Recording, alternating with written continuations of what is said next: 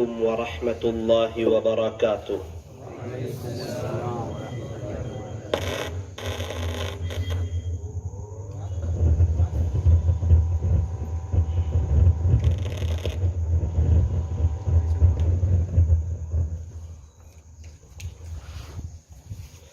نحمده ونصلي على رسوله الكريم، أما بعد فأعوذ بالله من الشيطان الرجيم، بسم الله الرحمن الرحيم، شهر رمضان الذي أنزل فيه القرآن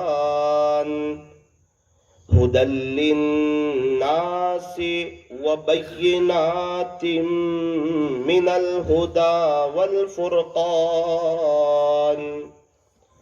صدق الله مولانا العظيم، وقال النبي صلى الله عليه وسلم: ليس شيء أكرم على الله من الدعاء،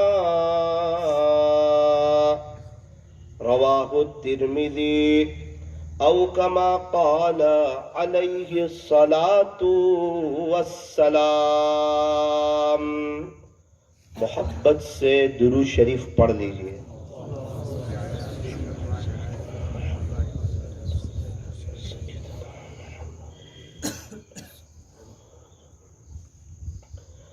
بزرگان محترم، معزز علماء کرام اور عزیز نوجوانوں، الحمدللہ ہم لوگ ایک دینی مجلس میں بیٹھے ہوئے ہیں۔ اس کا بہت بڑا فائدہ ہوتا ہے۔ دین کی باتوں کو کہنا، دین کی باتوں کو سننا، اس سے انسان کا دل اثر لینے والا بنتا ہے۔ اپنی پچھلی لائف پر، اپنی پچھلی زندگی پر ایک افسوس ہوتا ہے کہ اے کاش مجھے بھی کچھ کرنا چاہیے تھا، اپنی زندگی کو چینج کرنا چاہیے تھا، اللہ اور اس کے رسول کی طرف آنا چاہیے تھا۔ سب سے بڑا بنیادی فائدہ دینی مجلسوں کا یہ ہوتا ہے کہ انسان کی سوچ چینج ہوتی ہے۔ کیا سوچ چینج ہوتی ہے؟ کہ آج تک تو میں سوچتا تھا اپنے فیملی اور گھر والوں کے بارے میں کہ یہ دنیا میں خوشحال رہے، اب سوچ چینج ہو گئی کہ صرف دنیا میں نہیں بلکہ ان کے اندر دین بھی آئے اور بچے دیندار بھی بنے اور فیملی دیندار بھی بنے اور دنیا میں بھی خوش رہیں اور آخرت میں بھی خوش رہیں۔ یہ سوچ چینج ہوتی ہے۔ ہمارے یہاں ایک ساتھی نے مجھے ایک عجیب بات سنائی۔ کہا کہ مولانا 97 میں سعودی سے آیا اور ایک ٹیپ لے آیا اپنے ساتھ، اور گھر پر آیا تو اس زمانے میں کیسٹ کا دور تھا، تو ایک کیسٹ رکھی ہوئی تھی۔ میں نے معلوم کیا بھائی یہ کیسٹ ہے، کس کا بیان ہے، کیا چیز ہے اس میں؟ تو میرے بھائی نے کہا کہ بھائی صاحب 92 میں شیہور میں اجتماع ہوا تھا، بہت بڑا اجتماع ہوا تھا، تو وہاں سے یہ کیسٹ میں اپنے ساتھ لے آیا۔ تو میں نے کہا میں سنوں؟ بھائی نے بولا وہ سننے کے لیے ہی لائے، سنو، بیان ہے کسی بزرگ کا۔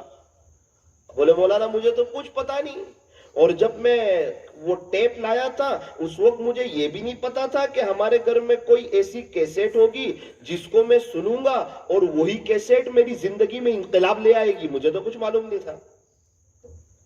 کب اللہ تعالیٰ کس کو کہاں اور کس وقت ہدایت دیتے یہ کچھ پتا نہیں۔ اے دوست، جب ایام بھلے آتے ہیں نا، گھات ملنے کی وہ خود ہی بتلاتے ہیں۔ بس اگر مرنے سے پہلے دے دیں، کوئی بات دل پہ لگ جائے، زندگی چینج ہو جائے، انقلاب آ جائے اور عاشق رسول ہو جائے اور اللہ کے نبی کا صحیح معنوں میں دیوانہ ہو جائے، تو یہ بہت بڑی اس کے لیے خیر کی بات.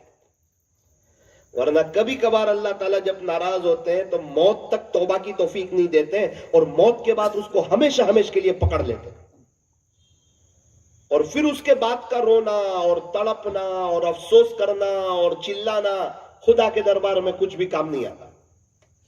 پھر عام طور پر اللہ تعالیٰ کو اس پر رحم بھی نہیں آتا کہ ہم نے آپ کو زندگی دی تھی، صحت دی تھی، تندرستی دی تھی، جوانی دی تھی، کئی بیماریوں سے بچایا تھا، شوگر سے، پریشر سے، ہارٹ کی تکلیف سے، کمر کے درد سے، گھٹن کی تکلیف سے، ہارٹ اٹیک آنے سے. دماغ آپ کا صحیح سالم تھا، آپ پاگل نہیں تھے، آپ عقل مند تھے، آپ کے ہاتھ پیر میں ہم فالج لگا سکتے تھے، لیکن ہم نے آپ کو صحت مند رکھا تھا. ہم آپ کی دماغ کی ایک رگ فیل کر کے ہمیشہ کے لیے آپ کو پاگل کر سکتے تھے، لیکن ہم نے آپ کو عقل مند رکھا. ہم آپ کا ہیمریج کر سکتے تھے، ہم نے وہ نہیں کیا. آپ کو بہت ساری نعمتیں ہم نے دی، سہولتیں ہم نے دی. مسجدیں آپ کے آس پاس تھی، قرآن پڑھا جاتا تھا، مشائخ کی آمد ہوتی تھی، اللہ کے راستے میں جماعتیں جاتی تھی، علماء آپ کے آس پاس موجود تھے، مدرسے آپ کے آس پاس موجود تھے، سمجھانے والے آتے تھے. سب بہت موقع دیے میرے بندے میں نے تجھے. یہ بتا تو کیوں چینج ہو کے نہیں آیا؟ ایسی کیا کمی لگی تجھے میرے اندر اور میرے پیارے نبی کے اندر؟ اللہ پاک کوئی کمی نہیں تھی تو ہماری بات مان لیتا. بڑے کی بات مانی جاتی ہے.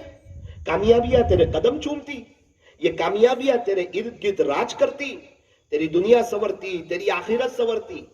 اللہ جی میں تو بہت بے چین رہا دنیا میں. اب کیوں بے چین رہا؟ تو مجھے ساتھ لے لیتا تو پھر تو جس سے دوستی کر لیتا تو فیصلہ تیرے حق میں ہی ہوتا. کیا تیرے سامنے جنید جمشید رحمت اللہ علیہ نے اپنی لائف چینج نہیں کی تھی؟ سعید انور نے اپنی لائف چینج نہیں کی تھی؟ انضمام الحق نے اپنی لائف چینج نہیں کی تھی؟ محمد یوسف نے اپنی لائف چینج نہیں کی تھی؟ کیا ان کے پاس عزت، شہرت، دولت، پیسہ اور دنیا میں کامیابی کے ہر نقشے موجود نہیں تھے؟ کیوں چینج کی؟ اندر کی بے چینی، اندر کا درد. جب اللہ تعالیٰ کسی سے ناراض ہوتے اندر سے اس کو بے چین کر دیتے. ایک اندر اندھیرا لگتا ہے، وہ سکون کی تلاش میں انسان مارا مارا پھرتا ہے، لیکن وہ سکون تلاش کرتا ہے اللہ کے ذکر کے علاوہ کسی اور چیز میں، اور وہاں سکون ہوتا ہی نہیں، اس لیے اس کو سکون ملتا ہی نہیں. فرمایا کہ سکون تو تمہیں صرف اور صرف میری یاد میں ملے گا. اللہ اے لوگوں سنو، خبردار ہو جاؤ، بذکر اللہ کی تطمئن القلوب. تیرا اللہ قرآن میں یہ فیصلہ بیان کرتا ہے، اگر تمہیں سکون کی ضرورت ہے یاد رکھو سکون صرف اور صرف میری یاد میں. نمازیں پڑھو، قرآن پڑھو، ذکر کرو، سمجھ میں آئے تو بھی کرو، نہ سمجھ میں آئے تو بھی کرو، سکون تمہارے ارد گرد گھومے گا.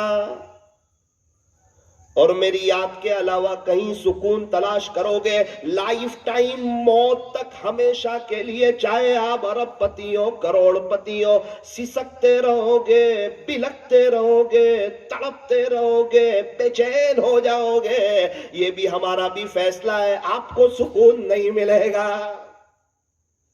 قرآن نے فیصلہ سنا دیا، دیکھ لو تلاش کر کے، شاید کہیں مل جائے. کب ملے گا ہی نہیں، یہ پکی بات. آج ہم لوگ جو وہ سب سے زیادہ پریشان ہیں وہ سکون کے لیے ہی پریشان ہیں کہ ہمارے پاس سکون نہیں ہے، پیس آف مائنڈ نہیں ہے، مزہ نہیں آ رہی ہے زندگی گزارنے کی. وجہ کا زندگی میں اللہ کا ذکر نہیں. ہمارے یہاں ایک مستورات 50 سال سے بیچاری اکیلی رہتی ہے. میں نے سمجھا کہ ابھی دنیا کی سب سے زیادہ پریشان حال عورت یہ ہوگی. ہمارے نوساری میں شوہر کا بھی انتقال ہو گیا، بچوں کا بھی انتقال ہو گیا. میں نے کہا ملنا چاہیے اس سے، 90 کے قریب کی عمر ہے. ملاقات کی، میں نے کہا اماں جی کیسے ہو؟ اب بیٹا بہت مزے سے ہوں، لائف انجوائے کر رہی ہوں، بہت مزہ آ رہی ہے زندگی گزارنے کی. میرے تو سارے پلاننگ ہی فیل ہو گئے. میں تو سمجھا تھا روئے گی، تڑپے گی، افسوس کرے گی، شکوے شکایت کرے گی، یا تو پورا معاملہ ہی خلاف. یہاں بڑے بڑے مالدار لوگ آ کے ملتے تو رو ہی رہے ہوتے کہ مولانا پریشان ہے، بے چین ہے، حالات میں ہے، عاملوں کے چکر ہے، گھر سے اثرات جاتے نہیں. اور تو اپنے گھر میں اللہ کو ہی لے لینا، اللہ سے دوستی کر لینا، روشنی لے لے، اندھیرا ختم. نہیں، وہ اللہ سے تو دوستی نہیں کرنی، اللہ کے نبی کی سنتوں پر بولے نا، وہ بھی نہیں چلنا مولانا. تو پھر حالات تو درست نہیں ہوں گے، کوئی بات نہیں، موت تک چلتا رہے گا، لیکن اللہ اس کے رسول کا نعوذ باللہ نہیں ہوگا. زبان سے نہیں بولتا ایک مومن، اس کا عمل، اس کا کردار، اس کا چہرہ، اس کا لباس، اس کا انداز، فجر کی نماز میں میٹھی نیند سونا اور اللہ کے دین سے دور، یہ سب چیزیں بتاتی ہیں کہ اس کو یہ صحیح سمجھ میں نہیں آ رہا ہے. حالانکہ زندگی اللہ نے دی ہے، موت اللہ دیں گے، مرنے کے بعد اللہ کے پاس جانا ہے، حساب کتاب دینا ہے، اللہ کو منہ بتانا ہے. یہ بھی اس کو پتا ہے کہ سر جو ہے نا وہ صحیح لکھنے والے کو پاس کرتا ہے اور غلط لکھنے والے کو فیل کرتا ہے. اور میرا اللہ جو ہے نا یہ سر کا رب ہے اور سر سے بہت زیادہ ہوشیار ہے. پہلے ہی کہا قرآن میں، نیکی کا پلڑا جھک جائے گا تو کامیابیاں تمہارے قدم چومے گی، تم جنت میں چلے جاؤ گے. اور یاد رکھنا، اگر نیکیوں کا پلڑا ہلکا ہو گیا اور برائی کا پلڑا جھک گیا تو پھر آپ کا ٹھکانہ حاویہ ہوگا. وہ اللہ جی، یہ حاویہ کیا چیز ہے؟ تو کہا نارن حامیہ، یہ دہکتا ہوا انگارہ ہے. جہنم کا تذکرہ شروع ہو گیا. وَامْتَازُوا الْيَوْمَ أَيُّهَا الْمُجْرِمُونَ، قیامت کے دن ایک وقت ایسا آئے گا کہ اعلان ہوگا، اے مجرموں، نیک لوگوں سے الگ ہو جاؤ. آج تو دیوار قائم ہوگی، پتا چلے کون میرے تھے، کون میرے نافرمان تھے. یہ شیطان ہمیں دھوکہ دیتا ہے کہ ایسا کچھ نہیں ہوگا. بولے یہ دنیا میں تو سب سیم لگتے ہیں، 5 وقت نماز پڑھنے والے، نہ پڑھنے والے، اپنے بچوں کو حافظ عالم بنانے والے اور ڈاکٹر انجینئر بنانے والے، اللہ کی دین کی محنت کرنے والے، نہ کرنے والے، اور سنتوں پر چلنے والے، اور ہیرو اور کرکٹروں کی نقل اتارنے والے، یہ سب برابر لگتے ہیں. ایسا کچھ ہوتا نہیں. اور میرے عزیز، دھوکے میں نا، ایگزام میں سب برابر لگتے ہیں، صحیح لکھنے والا بھی، غلط لکھنے والا بھی، کیونکہ ایگزام چل رہی ہے. وہ ریزلٹ کے وقت تجھے پتا چلے گا کس کے نمبر زیادہ ہے، کس کے نمبر کم آئے، کون پاس ہوا، کون فیل ہوا. یہ دنیا میں اللہ الگ نہیں کرے گا کہ یہ نیک لوگ ہیں، یہ بہت اونچے، یہ برے لوگ ہیں، یہ نیچے. پھر تو سارے ہی توبہ کر لے، امتحان ہی ختم ہو جائے. اگر جو نیک لوگ ہیں اللہ ان کو بہت کچھ نواز دے وے تو پھر تو ساری دنیا توبہ کر لے وے کہ چلو نیک بن جاؤ اور برکتوں میں آ جاؤ. ایسا نہیں ہوتا. یہ تو امتحان ہے، امتحان. جب اللہ کے یہاں ریزلٹ ملے گا اس وقت پتا چلے گا کس نے کیا پایا اور کس نے کیا کھویا. ملاقات ہوئی، میں نے کہا اماں جی کیسا لگ رہا ہے؟ کہا بیٹا مزہ آ رہی زندگی گزارنے کی، اپنی لائف انجوائے کر رہی ہوں. دیکھ بیٹا یہ مسجد میرے گھر کے سامنے ہے، 5 وقت کی اذان کی آواز میرے کان میں آتی ہے. میں اچھی طرح وضو کرتی ہوں، اول وقت نماز پڑھتی ہوں بیٹا، اللہ سے دعائیں کرتی ہوں. یہ جو مصلی ہے نا اس پر میرا زیادہ وقت گزرتا ہے. دیکھیے تسبیح میرے ہاتھ میں ہے بیٹا. پھر بات کرتے کرتے ایک عجیب جملہ کہا، بیٹا میں نے اپنے بڑوں سے سنا تھا صبح 1 پارہ پڑھو شام تک صحت مند رہو گے، جسمانی روحانی. شام 1 پارہ پڑھو صبح تک صحت مند رہو گے. اب یہ جملہ کب تک صحیح ہے پتہ نہیں، لیکن برسوں کا عمل ہے، الحمدللہ صحت مند ہوں. صبح 1 پارہ پڑھتی ہوں، شام 1 پارہ پڑھتی ہوں، اور رات کو تہجد میں اٹھتی ہوں. ہفتہ واری تعلیم میں شرکت کرتی ہوں، یہ 90 سال کی عمر میں. اور الحمدللہ ہمارے ایک محرم رشتہ دار ہے، میرے بھائی کا بیٹا ہے کا، اس کے ساتھ کئی مرتبہ میں نے اللہ کے راستے میں وقت بھی لگایا. اور ابھی بیٹا میں دنیا کی خوشحال ترین عورت ہوں اور بہت مزے میں ہوں. پھر مسکرا کر کے کہا کہ شاید یہی پوچھنا چاہتے تھے کہ میرے شوہر نہیں، بچے نہیں، تو کیسا لگتا ہے؟ میں نے کہا بس یہی پوچھنا ہے. اتقوا فراست المؤمن فإنه ينظر بنور اللہ تعالی. مومن کی فراست سے بچو کیونکہ وہ اللہ کے نور سے دیکھتا ہے. یہی پوچھنا آئے تھے؟ میں نے کہا جی. کہنے لگے بیٹا ثاقب، نوساری میں بہت سی عورتیں ایسی ہیں جن کے شوہر بھی ہے، بچے بھی ہے، ان کی بہویں بھی ہے، وہ دادی نانی بھی ہے، ان کے پوتے نواسے بھی ہے، ان کا عالیشان بنگلہ بھی ہے، وہ بار بار حج عمرے بھی کرتی ہے، اچھی ان کے پاس گاڑیاں بھی ہے، وہ بار بار پنجگنی مہابلیشور گھومنے بھی جاتے ہیں. اماں کو سب پتا ہے، لیکن بیٹا وہ اندر سے پریشان ہے. پریشانی کا تعلق گھر، شوہر، بچے، پیسے، چیزیں اس سے نہیں ہے. پریشانی کا تعلق، خوشی کا تعلق اللہ کے ساتھ ہے. اگر اللہ کا تعلق ہے تو اندر کی ساری لائٹیں شروع ہے، کرنٹ شروع ہے، مزہ ہی مزہ، سکون ہی سکون، جنت کے مزے. اور بیٹا دنیا بھر کی نعمت ہے اور اللہ کا تعلق نہیں ہے، اندر لائٹیں ہی نہیں، بے چینی، پریشانی، حالات، تکلیف، 2 کام بنانے جاؤ 4 کام کا بگڑ جانا، عاملوں کے چکر، دنیا میں اللہ کا فانس دینا اور پکڑ لینا. میں نے کہا اماں جی بات سمجھ میں آ گئی. بے شک بہت سی عورتیں ہیں وہ خود مجھے کہتی ہے کہ ہم پریشان ہیں، وجہ کہ اللہ کا تعلق نہیں ہے. اور یہ عورت کا نہ شوہر ہے نہ بچے ہیں، 50 سال سے اکیلی رہتی ہے، خوشحال ہے کیونکہ اللہ کا تعلق ہے. پہلے تو میرے سے ناراض ہوئی. میں نے کہا کہ آپ اکیلے رہتے ہو. بیٹا تیرے عالم ہونے کے ناطے یہ جملہ تیری زبان سے اچھا نہیں لگتا. اللہ میرے ساتھ ہے، میں اکیلی نہیں ہوں. تجھے کیا لگتا ہے میں اکیلی ہوں؟ اور تو کیا سمجھتا ہے میرا دن کیسے نکلتا ہے؟ میرے پاس وقت نہیں ہوتا کچن میں کام کرنے کے لیے. ذکر کرنا ہے مجھے، مصلی پہ بیٹھنا ہے. میں اپنے اللہ کو وقت دے چکی ہوں بیٹا. اللہ تعالیٰ نے ایک عورت کو بھیج دیا، اس نے کہا کہ اماں جی میں آپ کے ساتھ رہوں گی. میں نے کہا بہت اچھا، تو میں آپ کے گھر کا کام بھی کر دیا کروں گی. میں نے کہا ٹھیک ہے پھر بہت اچھا. وہ میرے گھر کا کام کر دیتی ہے، تب جا کے مشکل سے میرا ذکر رات تک پورا ہوتا ہے. میں بیزی ہو رہا ہوں بولے، اس لیے میں جلدی کسی رشتہ دار کے یہاں جاتی بھی نہیں. اور میرا اللہ غیب سے میرا نظام چلاتا ہے، اس کے بارے میں آپ کو زیادہ سوچنے کی ضرورت نہیں ہے. آپ میرے لیے دعا کرنا. میں کہا آپ دعا کرنا، آپ کے پاس اللہ کا تعلق ہے. پھر بات سمجھ میں آئی کہ 1.5 لاکھ روپے والا موبائل ہو لیکن اس میں سیم کارڈ ہی نہ ہو، موبائل کس فائدے کا؟ 20 قسم کے کھانے کی ویرائٹیز بنی ہوئی ہو اور اس میں نمک ہی نہ ہو، وہ کھانا کس کام کا؟ ایک انسان کے پاس بہت کچھ ہو، اپنے اللہ کا تعلق نہ ہو، اس کی زندگی کس کام کی؟ مولانا میں گنہگار آدمی ہوں. ارے بہانے نہ کر، موبائل میں تو گنہگار ہے تو 50-100 لوگوں سے پرسنل تعلق ہے نا، وہ تو بہت دور ہے، ان سے فون پہ بات ہو جاتی ہے. میرا اللہ تو بہت قریب ہے، شہر رگ سے زیادہ قریب ہے. ہر وقت آن لائن ہوتے ہیں، کبھی آف لائن بھی نہیں ہوتے، کبھی بیزی بھی نہیں ہوتے، ایمرجنسی کال بھی لگ جاتا ہے، ہر وقت سننے کے لیے تیار ہے. ان ربی قریب مجیب، بے شک میرا رب قریب ہے اور ہر ایک کی پکار کو قبول کرنے والا ہے. انسان گناہ کرتے وقت سوچتا ہے کہ اللہ بہت دور ہے، دعا کرتے وقت سوچتا ہے کہ اللہ بہت قریب ہے. حالانکہ بات ایسی نہیں، میرا اللہ ہر وقت قریب ہے. اس لیے اصل چیز ہے اللہ کا تعلق.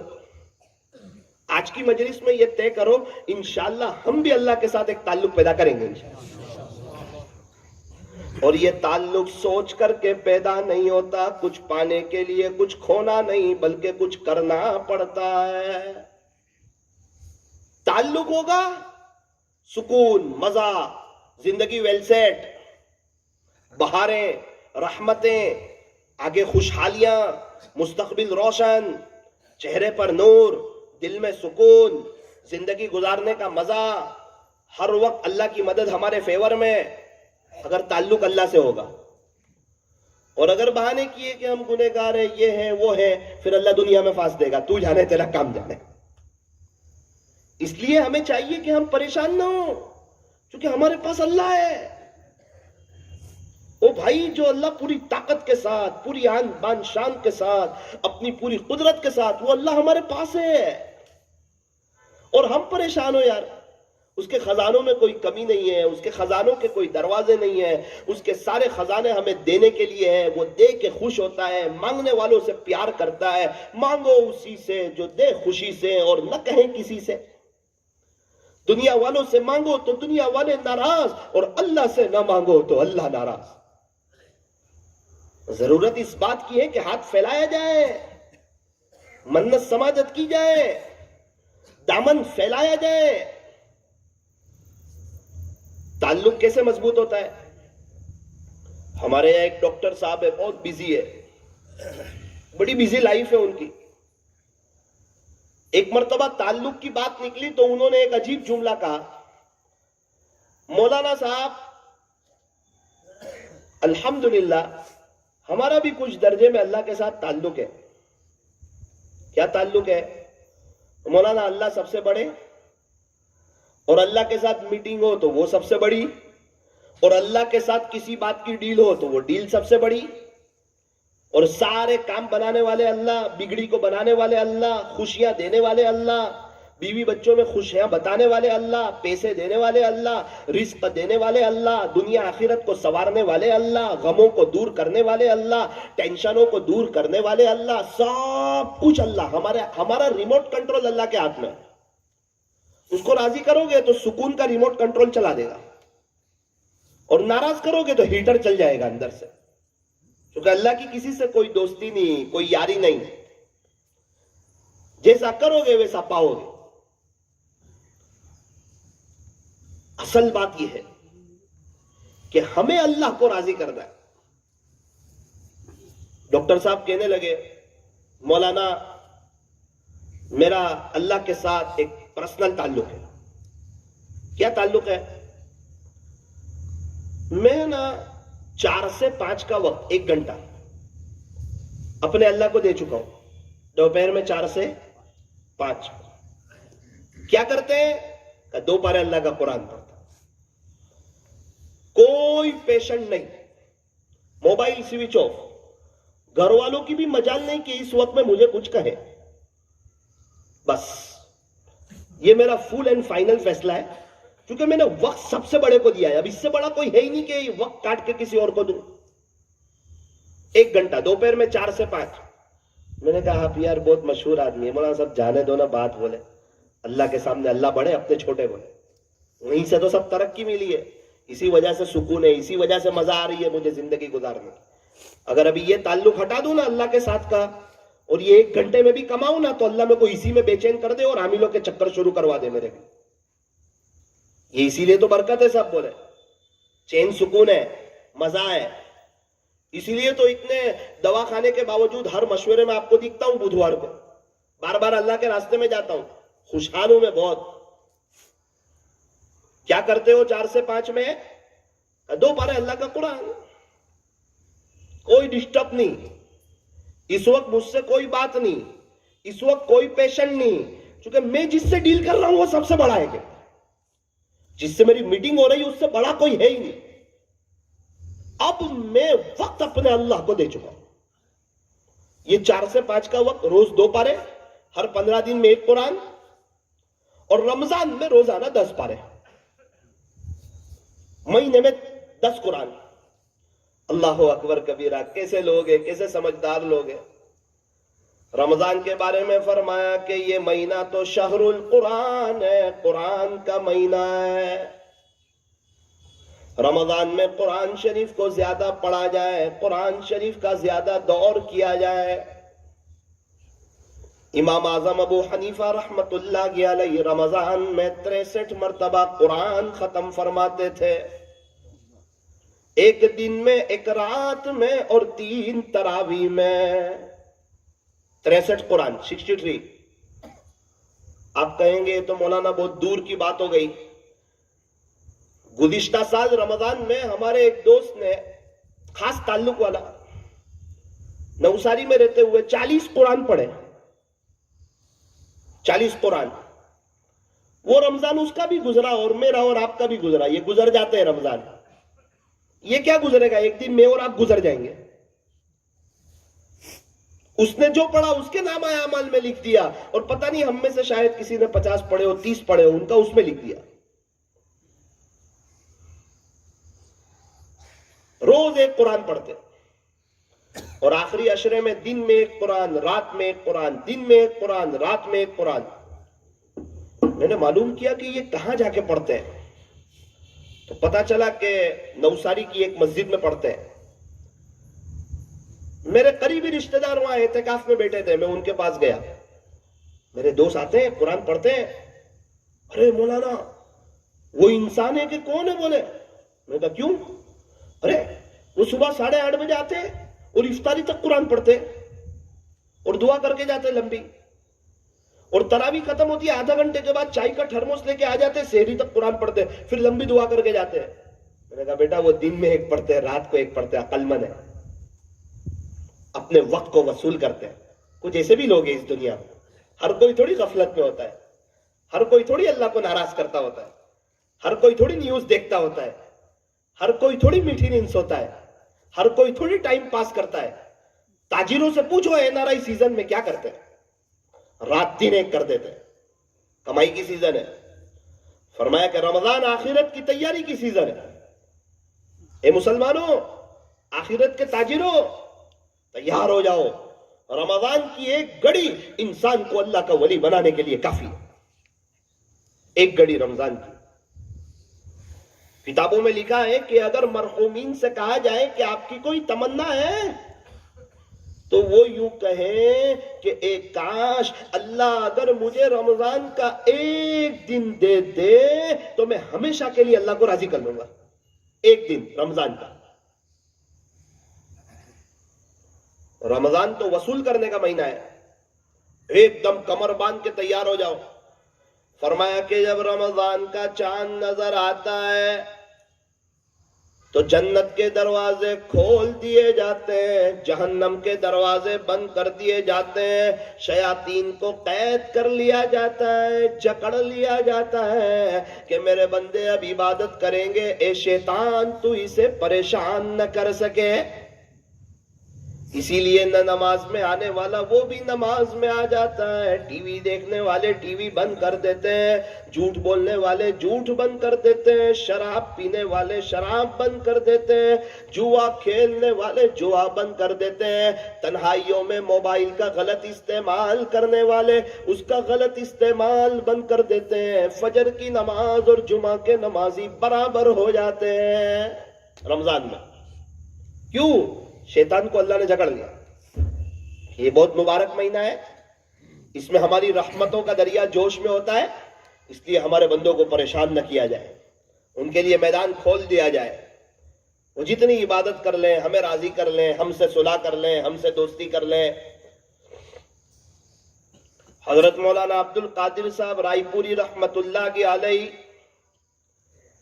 اپنے سارے ملنے والوں سے 29 شعبان کو مصافحہ کر لیتے کہ اب رمضان کا وقت میں اپنے اللہ کو دے چکا ہوں، کسی سے بات نہیں ہوگی، صرف اللہ سے بات ہوگی. ملاقات کر لو، مصافحہ کر لو، اگر زندگی رہی تو عید کے بعد ملاقات کریں گے. کتنے لوگ مسجد میں ساتھ میں بیٹھے ہوئے ہیں لیکن حضرت دور ہے. اب اللہ کے عشق میں پورا 11 مہینے محنت کی، سمجھایا لوگوں کو. فرمایا کہ جو بھی خط آئے ایک مٹکے میں رکھ دیے جائیں، اگر زندگی رہی عید کے بعد جواب دیں گے. رمضان میں کسی کے خط کا کوئی جواب نہیں، رمضان میں جو میرے اللہ کا خط ہے قرآن اس کو پڑھیں گے. ایسے لوگ ہیں.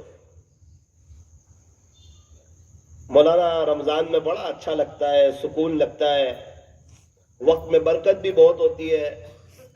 او بھائی اچھا ہی لگے گا نا جب سارے نمازی ہو جائیں، سارے ہی نیک ہو جائیں، گناہی بند کر دیں، جھوٹ نہ بولیں، دھوکہ نہ دیں، تانا نہ دیں، ٹی وی بند کر دیں، اور سارے 5 وقت کے نمازی ہو جائیں، سارے دعائیں کرنے والے ہو جائیں، اکثر لوگ اسلامی لباس میں آ جائیں. اب سب پتہ چلے کہ بھائی یہ سب مسلمان لوگ ہیں، اللہ کے فرما بردار ہیں، تو اچھا ہی لگے گا نا. رمضان میں سکون لگے گا، مزہ آئے گی، وقت میں برکت ہوگی. وہ کیسی برکت ہوگی وقت میں؟ افطاری کے وقت میں 2 منٹ باقی ہوتی ہے، وہ 2 منٹ نکلتی نہیں ہے، ایسا لگتا ہے جیسے 2 گھنٹے. پورے 10 گھنٹے میں 2 مرتبہ گھڑی میں دیکھتا ہے، اور افطاری کی 2 منٹ میں وہ 10 مرتبہ گھڑی میں دیکھتا ہے. کہتا بھی ہے مؤذن صاحب کھا رہے ہوں گے. ذرا دعا کر لو، دعا کا وقت ہے. پھر اذان کی آواز آتی ہے، کھجور لیتا ہے، بازو والا کہتا ہے بازو کی مسجد میں ہو رہی ہے. اپنے مؤذن صاحب کیوں نہیں دیتے یار؟ 10 سے 11 مرتبہ دیکھتا ہے. اے مولانا یہ ٹائم کیوں نہیں نکلتا؟ او بھائی سب نیک ہو گئے، نیک لوگوں کے وقت میں برکت ہوتی ہے. ظہر سے عصر کا وقت کتنا لمبا لگتا ہے؟ ایسا لگتا ہے کہ عصر ہوگی نہیں. بہت وقت میں برکت، عجیب و غریب. یہی حال جماعت میں ہوتا ہے، اللہ کے راستے میں وقت میں برکت ہو جاتی ہے. سب نیک ہو گئے، اپنا جان، اپنا مال، اپنا وقت، اپنی صلاحیت لے کے نکل گئے. جب تک ٹیلر کٹنگ کرتا نہیں وہاں تک فٹنگ ہوتی نہیں. تھوڑے دنوں کے لیے دنیا سے کٹنگ کر لی، اب اللہ سے فٹ ہونے کے لیے گئے. اب وقت میں بہت برکت ہوتی ہے. افسوس تو اس وقت ہوتا ہے جب چلہ ختم کر کے آتے ہیں تو لوگ ملتے ہیں، مولانا 40 دن ہو بھی گئے پتہ ہی نہیں چلا. وہ جو گیا تھا اس کو پوچھنا کتنا پتہ چلا، وہ دوسرا دن نہیں نکل رہا تھا، پہلا عشرہ مکمل نہیں ہو رہا تھا، بولے ابھی 30 دن باقی ہے. 38 ڈیز ہو گئے تو 2 دن نہیں نکل رہے، 40 دن کب ہوں گے؟ آنے کے بعد بولتا ہے 8 چلے کیسے نکل گئے پتہ نہیں چلا، سال ختم ہو گیا. بھائی اگر تو اللہ کی طرف آتا تجھے وقت کا پتہ چلتا، اللہ تیرے وقت میں برکت دیتا. جو نیک ہوتے ہیں نا ان کے وقت میں میرا اللہ برکت دیتا ہے. وہ کم وقت میں بہت بڑی آخرت بنا جاتے ہیں. اللہ والوں کے وقتوں میں برکت، ان کے پیسوں میں برکت، ان کی چیزوں میں برکت، ان کے اعمال میں برکت، ان کی صحت میں برکت، ان کی نیند میں برکت، ان کی آرام میں برکت، ان کی چیزوں میں برکت. جو چیز ان سے لگ جائے اس میں بھی برکت، کیونکہ اللہ کا نام بابرکت. تبارک اسم ربک، تیرے رب کا نام ہے برکت والا. تبارک الذی بیدہ الملک، برکت والی ہے وہ ذات جس کے ہاتھ میں ہے ملک. اللہ کا نام بھی بابرکت، اللہ کی ذات بھی بابرکت. جو اللہ کا ہو جائے میرا رب اسے بھی بابرکت کر دیتا ہے. ہو جائے وہ اللہ کا، بس دماغ نہ چلائیں، سوچیں نہیں، دوستوں کے چکر میں نہ پڑیں. لوگ کیا کہیں گے؟ لوگ کچھ نہیں کہیں گے. سب لوگ پریشان ہیں، سارے رشتہ دار پریشان ہیں. ان کے اپنے مسئلے حل نہیں ہو رہے، ان کے اپنے ٹینشن حل نہیں ہو رہے. یہ خود خوش نہیں ہے، یہ کیا ہمیں خوشیاں دیں گے، یہ کیا ہمیں عزت دیں گے، یہ کیا ہمیں راحت دیں گے. شیطان ڈراتا ہے چینج مت ہو یار، اللہ کے نبی کا مت ہو، جنید جمشید کی طرح نہ ہو، سعید انور کی طرح مت ہو. تو کیا فائدہ چینج ہو کے؟ ابھی بہت جوانی ہے، ابھی کہاں مرنا ہے. کتنے لوگ تھے وہ سوچتے تھے آئندہ رمضان سے روزے رکھوں گا، رمضان آئی نہیں، اللہ کو پیارے ہو گئے. کتنے لوگ سوچتے تھے آئندہ سال سے میں بھی نمازیں پڑھوں گا، موقع ملا ہی نہیں. کتنے لوگ سوچتے تھے کہ بعد میں بھی داڑھی رکھ لوں گا، موقع ملا ہی نہیں، اللہ کو پیارے ہو گئے. شیطان کا دھوکہ ہے. شیطان اچھے لوگوں کو نیک کام کا منع نہیں کرتا ہے، بس اتنا کہتا ہے کہ بعد میں کرنا ہے. منع نہیں کرتا، بعد میں کرنے کو کہتا ہے. اور اس کو پتا ہے کہ یہ بات کرتے کرتے میں نے 12 سال نکال دیے، اور اس کو بھی پریکٹس ہو گئی ہے کہ بعد میں کہہ کر توبہ نہیں کرنا. اور انشاءاللہ میں اس کو تھوڑی سی محنت کر کے، اس کو ہاتھ میں لے کر کے موت کے وقت اس کو میں غافل کر کے اس کی آخرت برباد کر ڈالوں گا. وہ مضبوط ہوتا ہے اندر سے کہ یہ میرا ہے، میری بات مانتا ہے. بعد میں بعد میں بعد میں بات کا خیال آوے سمجھنا شیطان خوش ہو رہا ہے. اللہ والے کوئی کام بعد میں نہیں کرتے. نقد میں عرض کر رہا تھا، اللہ والوں کی ہر چیز میں برکت ہوتی ہے، اللہ ان کے وقت میں برکت دیتا ہے. 10,000 مرتبہ درود شریف پڑھنے میں 7 گھنٹے لگتے ہیں. اگر کوئی پابندی سے پڑھنا شروع کر دے اور نیک ہو جائے تو یہی 10,000 درود شریف 2 گھنٹے میں آرام سے ہو جاتے. کیا ہو گیا؟ کیسے ہو گیا؟ تو بولے اس کو برکت کہتے ہیں. ارے ہمیں سمجھ میں نہیں آتا. بولے برکت اسی کو کہتے ہیں جو لوگوں کو سمجھ میں نہ آئے، اسی کو برکت کہتے ہیں. اور جہاں سے برکت آتی ہے پریشانیاں ختم ہو جاتی ہے. اللہ کے نام پر لگاؤ، برکتیں ہوگی. اچھا یہ بتاؤ، دنیا میں کتے زیادہ ہیں یا بکریاں زیادہ ہیں؟ بکریاں زیادہ ہیں. کیوں؟ حالانکہ بچے بھی 2-3 ہوتے ہیں، وہ کتوں کے بچے تو 7 ہوتے ہیں. یہ اللہ کے نام پہ قربان ہوتی ہے، اس لیے ان کی تعداد بڑھتی چلی جاتی ہے، ان کے ریوڑ بڑھتے ہی چلے جاتے ہیں. کتے اللہ کے نام پہ قربان نہیں ہوتے. کتوں کی بات نکلی تو ایک بات کروں. کتابوں میں لکھا ہے کہ کتوں کے اندر 10 صفات ایسے ہیں کہ اگر ایک بھی انسان میں آ جائے تو اللہ کا ولی بن جائے. 10 صفات کتوں میں.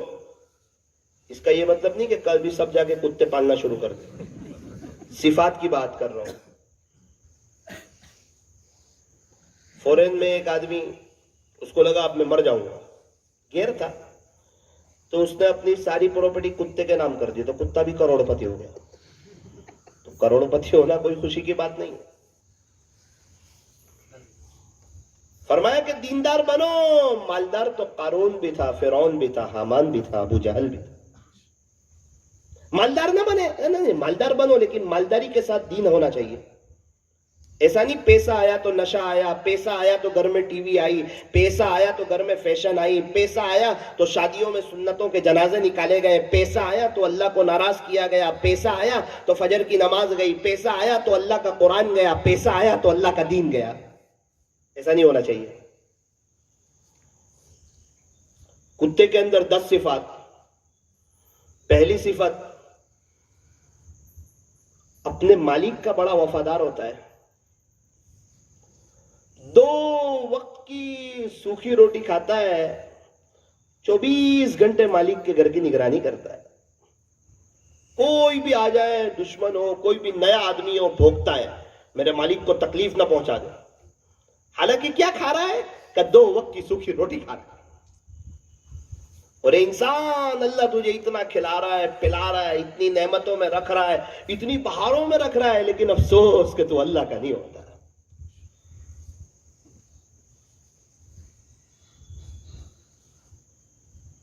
اللہ تعالی ہمیں صحیح سمجھ عطا فرمائے. ایک بزرگ کہیں سے جا رہے تھے، قریب سے ایک کتا بھی جا رہا تھا. ایک آدمی نے کہا حضرت آپ بہتر یا یہ کتا بہتر؟ مذاق اڑا. آپ بہتر یا یہ کتا بہتر؟ ہمیں کہا ہوتا تو لائف ٹائم کبھی ڈھولکا میں دکھتا وہ کتا سمجھتا ہے. بولے مجھے اگر کوئی ہمیں کہہ دے، کتا جا رہا ہو کہ مولانا جی تو اچھا کہ یہ اچھا، تو حضرت نے کہا کہ ابھی تو مجھے پتا نہیں، موت کے وقت پتا چلے گا. اگر موت کے وقت مجھے کلمہ مل جائے تو میں اس کتے سے بہتر، اور اگر موت کے وقت مجھے کلمہ نہ ملے تو یہ کتا مجھ سے بہتر. اللہ والوں کی نظر ہی آخرت پہ ہوتی ہے. یہ لوگ اپنے آپ کو کچھ نہیں سمجھتے. ایک عجیب بات ہے، آپ لوگوں کو برا نہ لگے تو سناؤں. تو مجھے تو پتا ہے ڈھولکا میں تو سارے ہی اللہ والے ہیں. ایک بزرگ ہم سے باتیں کر رہے تھے، نوجوانوں سے. انہوں نے کہا دیکھو عشاء کے بعد اللہ کی ساری مخلوق جلدی سو جاتی ہے، ساری مخلوق سوائے ایک مخلوق. اور صبح کے وقت اللہ کی ساری مخلوق اول وقت اٹھ جاتی ہے سوائے ایک مخلوق. وہ کون ہے؟ کون ہے؟ ارے کتے.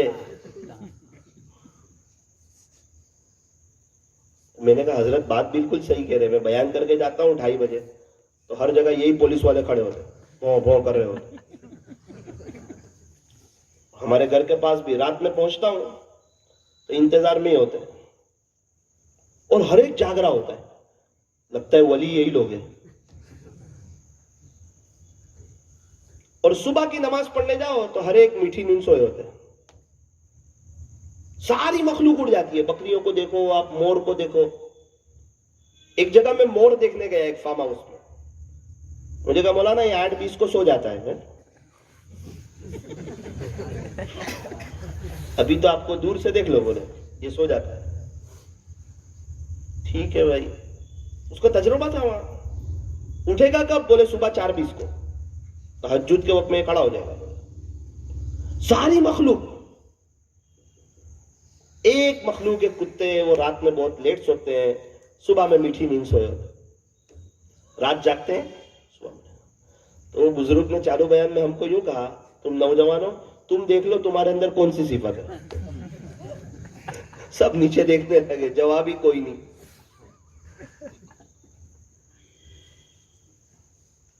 بولو بولو بولو تمہارے اندر کون سی صفت ہے؟ حضرت ان کا تو پتہ نہیں، لیکن میرے اندر تو یہی صفت ہے، میں تو روزانہ لیٹ آتا۔ بولے اس کی بات نہیں ہے، تو بیان کر کے آتا ہے۔ اللہ تعالیٰ آپ لوگوں کو ہمیشہ ہنستا رکھے، خوشحال رکھے۔ تو بات یہ چل رہی تھی کہ رمضان کا مہینہ قرآن کا مہینہ ہے، نیت کی جائے کہ انشاءاللہ رمضان میں ہم زیادہ سے زیادہ اللہ کا قرآن پڑھیں گے انشاءاللہ۔ یہ شہر القرآن ہے۔ فرمایا کہ رمضان کا مہینہ صبر کا مہینہ ہے، یہ شہر الصبر ہے، اور صبر کا بدلہ جنت ہے۔ مولانا گرمی بڑی ہے، ارے صبر کر، اللہ قیامت کے دن کی گرمی سے بچائے گا۔ مولانا صاحب بھوک پیاس بہت لگتی ہے، ارے صبر کر، اللہ قیامت کے دن کی بھوک پیاس سے بچائے گا۔ مولانا روزے بڑے لمبے ہیں، ہاں ہاں ثواب بھی بڑا لمبا ہے، میرا رب صبر دینے والا وہ بھی بہت بڑا ہے۔ 8 سال کے بچے پورے 30 روزے رکھ لیتے، کچھ بھی نہیں ہوتا۔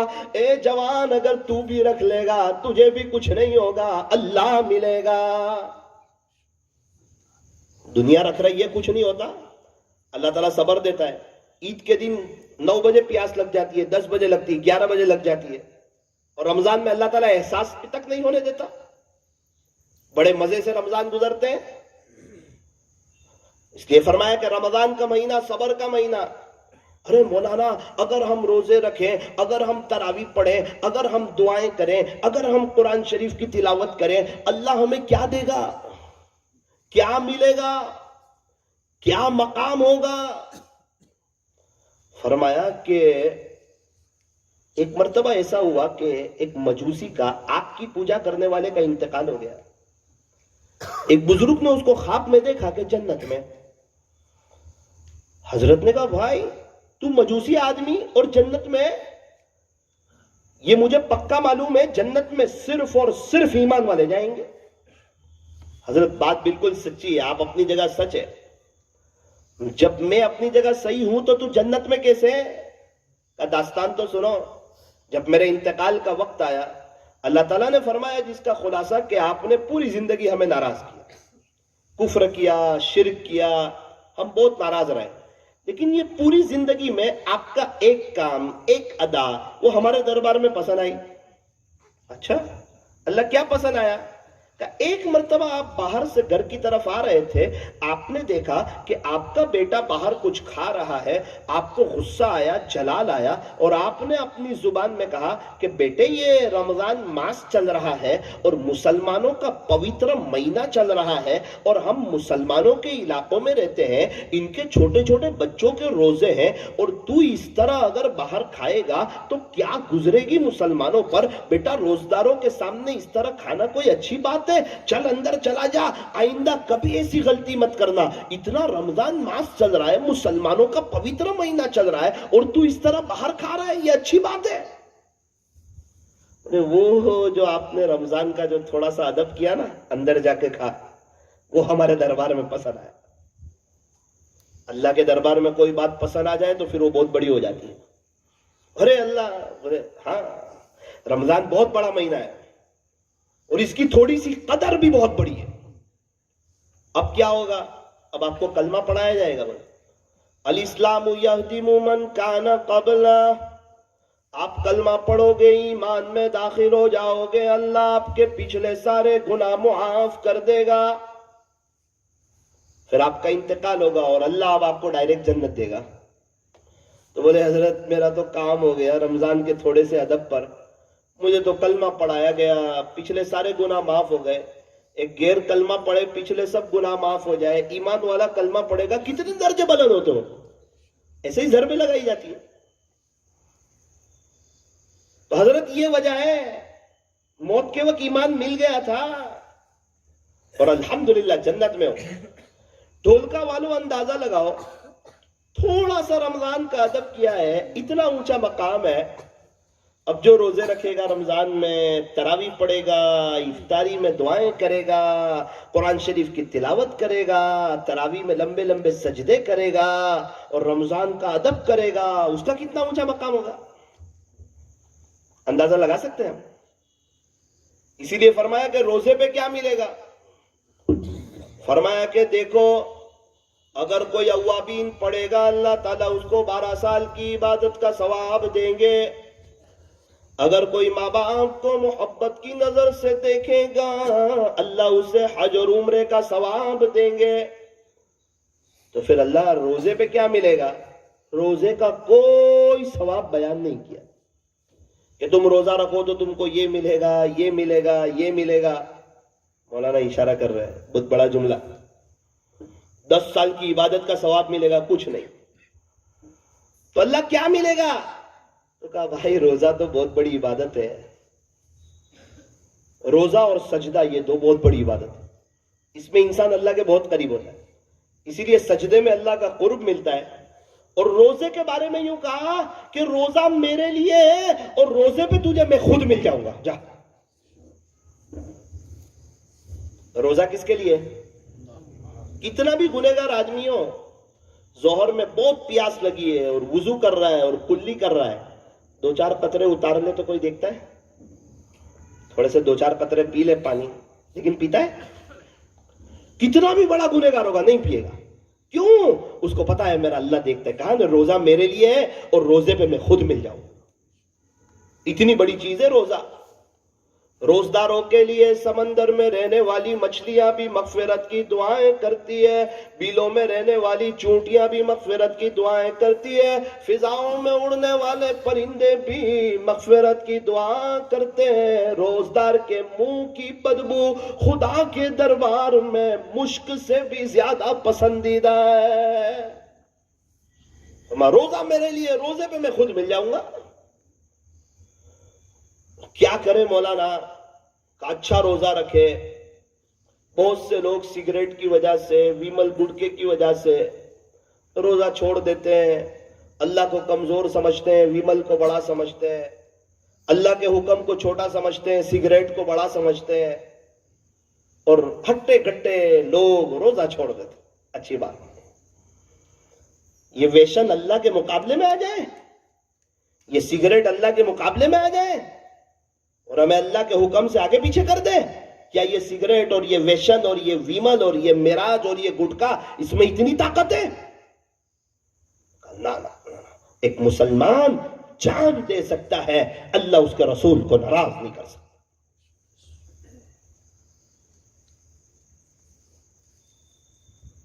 ایک آدمی ہندوستان کا ہی ہوگا، سعودی عرب گیا. وہاں آپ نے دیکھا ہوگا کہ روڈ بہت صاف ہوتے، ایک دم کلین. ہمارے یہاں جیسا نہیں ہوتا. وہاں ایک دم صاف روڈ ہوتے ہیں. اب وہ ہندوستان میں ویمل کھاتا تھا اور کہیں بھی تھوک دیتا تھا، پچکاری لگا دیتا تھا. وہ سعودی بھی گیا اور اس نے راستے پر، اس کو دھیان نہیں رہا، ویمل کھا رہا تھا اور پچکاری لگا دی. ایک عرب نے دیکھ لیا.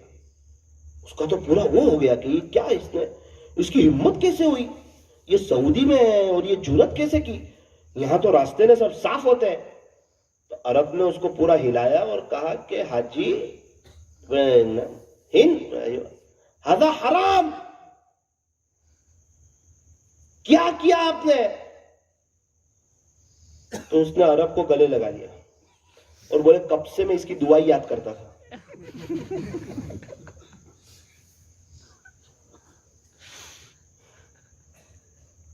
تو عرب بھی خوش ہو گیا کہ یہ مجھ سے معافی مانگ رہا ہے. دونوں کے مسئلے حل ہو گئے. یہ سمجھ رہا ہے کہ عرب نے یوں کہا کہ تو نے پوری کھول کے بنداس کھا لی بغیر دعا کے، ہذا حرام پڑھ کے کھانی تھی. یہ وہ سمجھا. تھوکنے کی تو عادت تھی، اس کے تو خیال بھی نہیں کیا کہ اس کے بارے میں غصے ہو رہا ہے. اور پھر عرب کے گلے بھی مل گیا تو عرب کو یوں کہ چل اس کو احساس بھی ہو گیا، نیا آدمی ہے، معافی مانگ رہا ہے، آئندہ کبھی پچکاری نہیں لگاؤں گا. اللہ اکبر کبیرہ. میں ایک دکان میں کھڑا تھا سعودی میں، بھروچ کی 2 عورتیں آئی. آنے کے بعد عرب کو کہا ہادا، یہ چیز دو. عرب نے بتایا تو بولے معافی معافی، یہ نہیں، ہادا یہ دو، یہ ہادا شے. عرب نے ایک اور چیز بتائی تو اس نے بولا کہ معافی معافی. تو بیجی نے کہا تو ہوں ہادا ہادا کیا کرے اینا اپنی زبان میں کہ نہیں آپ تو جو کہوے اللہ پہلو آپ کہوے. وہ صحیح میں اس نے دیا لا کر کہ یہ لوگ اپنی زبان سمجھے گے. میرا بہت دل کہا کہ میں اس کو کہوں کہ بہن وہ تو ہادا کے وقت تو نے صحیح اشارہ نہیں کیا، اور اپنی زبان کی بات آئی نا تو تو نے پورا اشارہ کیا ہوا. وہ کہتی ہے نہیں یہ لوگوں نے اپنی زبان کہوانی کی، یہ لوگوں ایمان سمجھے گے. اب میں نے کہا آپ جہاں بھی جائے گی گجراتی بات کرے گی عرب کے ساتھ، اس کو بھی لگے گا شاید قیامت قریب ہے. اللہ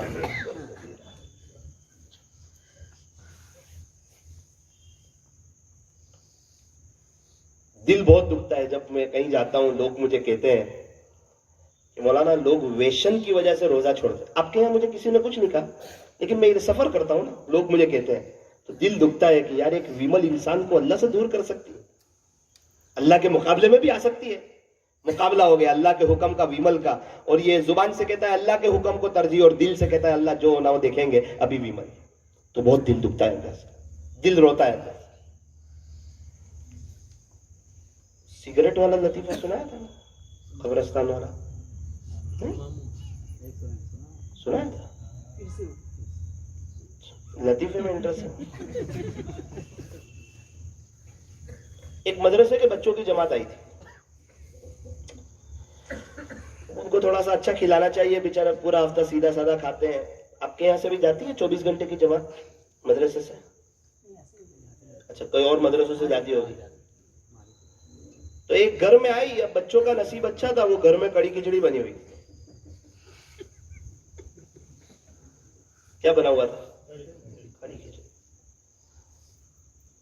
گھر والوں نے بھی کہا بچوں نور کلیا بنایا ہے، سوچا کچھ اچھا ہوگا، دیکھا تو کڑی کھچڑی تھی. ساتھ میں اچار بھی دے دیا، مہربانی کر دی. اور بیوی نے پاپڑ بھی دے دیے کہ بچوں کو ذرا پیش کر دیجیے. وہ پتہ نہیں فون کی رینگ بجی ہوگی تو بات بات میں فریج کے اوپر رکھ دی. تو بچے کا تو دل بہت دکھا کہ یار ایک تو کڑی کھچڑی، پھر پاپڑ ہو، دکھے گرم گرم اور ہاتھ میں نہ آوے، تو یہ تو افسوس کی بات ہے. امیر صاحب نے کہا سوال نہیں کرنے کا. ارے امیر صاحب وہ تو سامنے دکھ رہے ہیں، بعض جگہ سوال کر کے خوش ہوتے ہیں، اللہ کے راستے میں دل کا سوال بھی نہیں، وہ تو کہیں نہیں کرنے کا، صرف اللہ کے راستے میں ہی تھوڑی. ایک بچے نے، امیر صاحب نیچے دیکھ رہے تھے تو کہا رکو میں کرتا ہوں، بولے سیٹنگ کروں گا، بولے پاپڑ آج کھائیں گے. بولے امیر صاحب بولے نہیں، میں امیر صاحب آپ کا نام بھی نہیں آئے گا، اس سوال بھی نہیں ہوگا، کچھ نہیں، آج پاپڑ ہر حال میں چاہیے. ایک تو رکھنا چاہیے تھا چکن وغیرہ، وہ تو ہے نہیں. اتنے میں میزبان آیا، کھاؤ کھاؤ کھاؤ، ماشاءاللہ بہت اچھا بنا ہے، اللہ جزائے خیر دے. ارے بچوں آپ کو پتا ہے کہ نہیں مدرسے میں بھی سانپ نکلا تھا؟ بولے سامنے والے بچوں نے کہا ہاں وہ تو پتا ہے. کیا بات کرتے؟ بولے وہ میزبان نے بولے سانپ نکلا تھا. بولے آپ کو نہیں کہہ رہے، وہ ابھی مدرسے میں سانپ نکلا تھا نا، وہ کتنا بڑا تھا معلوم ہے آپ کو؟ بچوں نے کہا نہیں، یہاں سے لے کے وہ پاپڑ تک. بولے اس نے بولا ارے یار معاف کرنا، وہ پاپڑ تو آپ کے لیے ہی تھے. ارے پاپڑ کا بات ہی نہیں ہے، وہ تو سانپ کی بات چل رہی ہے.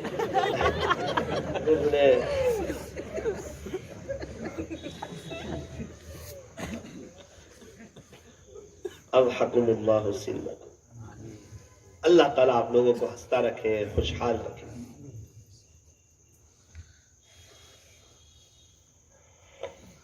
پاپڑ بھی مل گیا، کھانا بھی ہو گیا. اچھا تو بات یہ چل رہی تھی کہ روزے رکھیں گے انشاءاللہ، اور بہت خوشی سے رکھیں گے کہ میرا اللہ کا حکم ہے انشاءاللہ. فرمایا کہ رمضان اولوگا رحمہ رمضان کا پہلا عشرہ رحمت کا، وَأَوْسَطُهَا مَغْفِرَةٌ، رمضان کا درمیانی عشرہ مغفرت کا، وَآخِرُهَا عِتْقٌ مِّنَ النَّارِ، رمضان کا آخری عشرہ آگ سے آزادی کا عشرہ۔ رمضان میں اللہ تعالیٰ بڑے خوش ہوتے ہیں، بڑا سیل لگنے والا ہے، نفل کا ثواب فرض کے برابر، ایک فرض کا ثواب 70 فرضوں کے برابر۔ اب کچھ اہم باتیں عرض کروں۔ افطاری کے وقت اللہ بہت قریب ہوتے ہیں، دعائیں کرنے والوں کی دعاؤں کو قبول کرتے ہیں، پکارنے والوں کی پکار کو سنتے ہیں۔ ہمیں چاہیے اس وقت کم سے کم 10 منٹ اپنے اللہ کو دے دیں۔ اس رمضان میں یہ نیت کریں کہ انشاءاللہ 10 منٹ ہم کم سے کم دعا کریں گے۔ ہمارے یہاں کچھ سسٹم ٹھیک نہیں ہے، جو میں اللہ والوں کے یہاں دیکھ کر آیا نا، وہ سسٹم اگر ہمارے یہاں 4-5 آ جائے، یقین مانو رمضان بہت بہتر ہو جائے۔ یہ باتیں میں سنانے آیا ہوں آپ کو۔ ہمارے یہاں دعا کہاں کرتے ہیں؟ افطاری کے دسترخوان پر۔ کہاں کرتے ہیں؟ کہاں کرتے ہیں؟ پہلے تو شروع ہی نہیں کرتے، 5 منٹ باقی ہوتی ہے جب شروع کرتے ہیں۔ پیارے اللہ معاف کر دے، بہت بڑا گنہگار ہوں، روزے کو قبول کر لے، بہت گناہ کیے ہیں، اتنے میں تو نظر پڑتی ہے سموسے پر، پکوڑے پر، اسپرنگ رول پر، پیزا پر، برگر پر، دہی پوری پر، فروٹ سلاٹ پر، اتنے میں تو ٹھنڈا پانی آتا ہے، آئیاں مکی دیتے آئیاں مکی دیتے، اللہ معاف کر دے، بہت بڑا گنہگار ہوں، کوکو آتے تھے، آئیاں مکی دیتے، اللہ معاف کر دیجئے، لیمبو شربت ہوں کا دور مجھے پائے رکھتے ہیں، اللہ معاف کر دے۔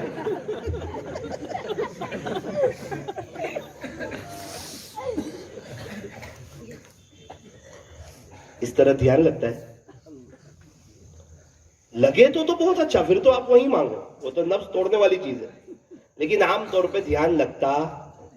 میں نے دیکھا، میں نے کہا یہ اللہ والوں کے کیا ہوتا ہے، کیسے یہ لوگ اتنی سب دعا کر لیتے ہیں اور ان کے سب مسئلے بھی حل ہو جاتے ہیں، ان کی فیملی بھی بہت خوشحال ہو جاتی ہے، ان کی فیملی بھی مانگتی ہے اللہ سے۔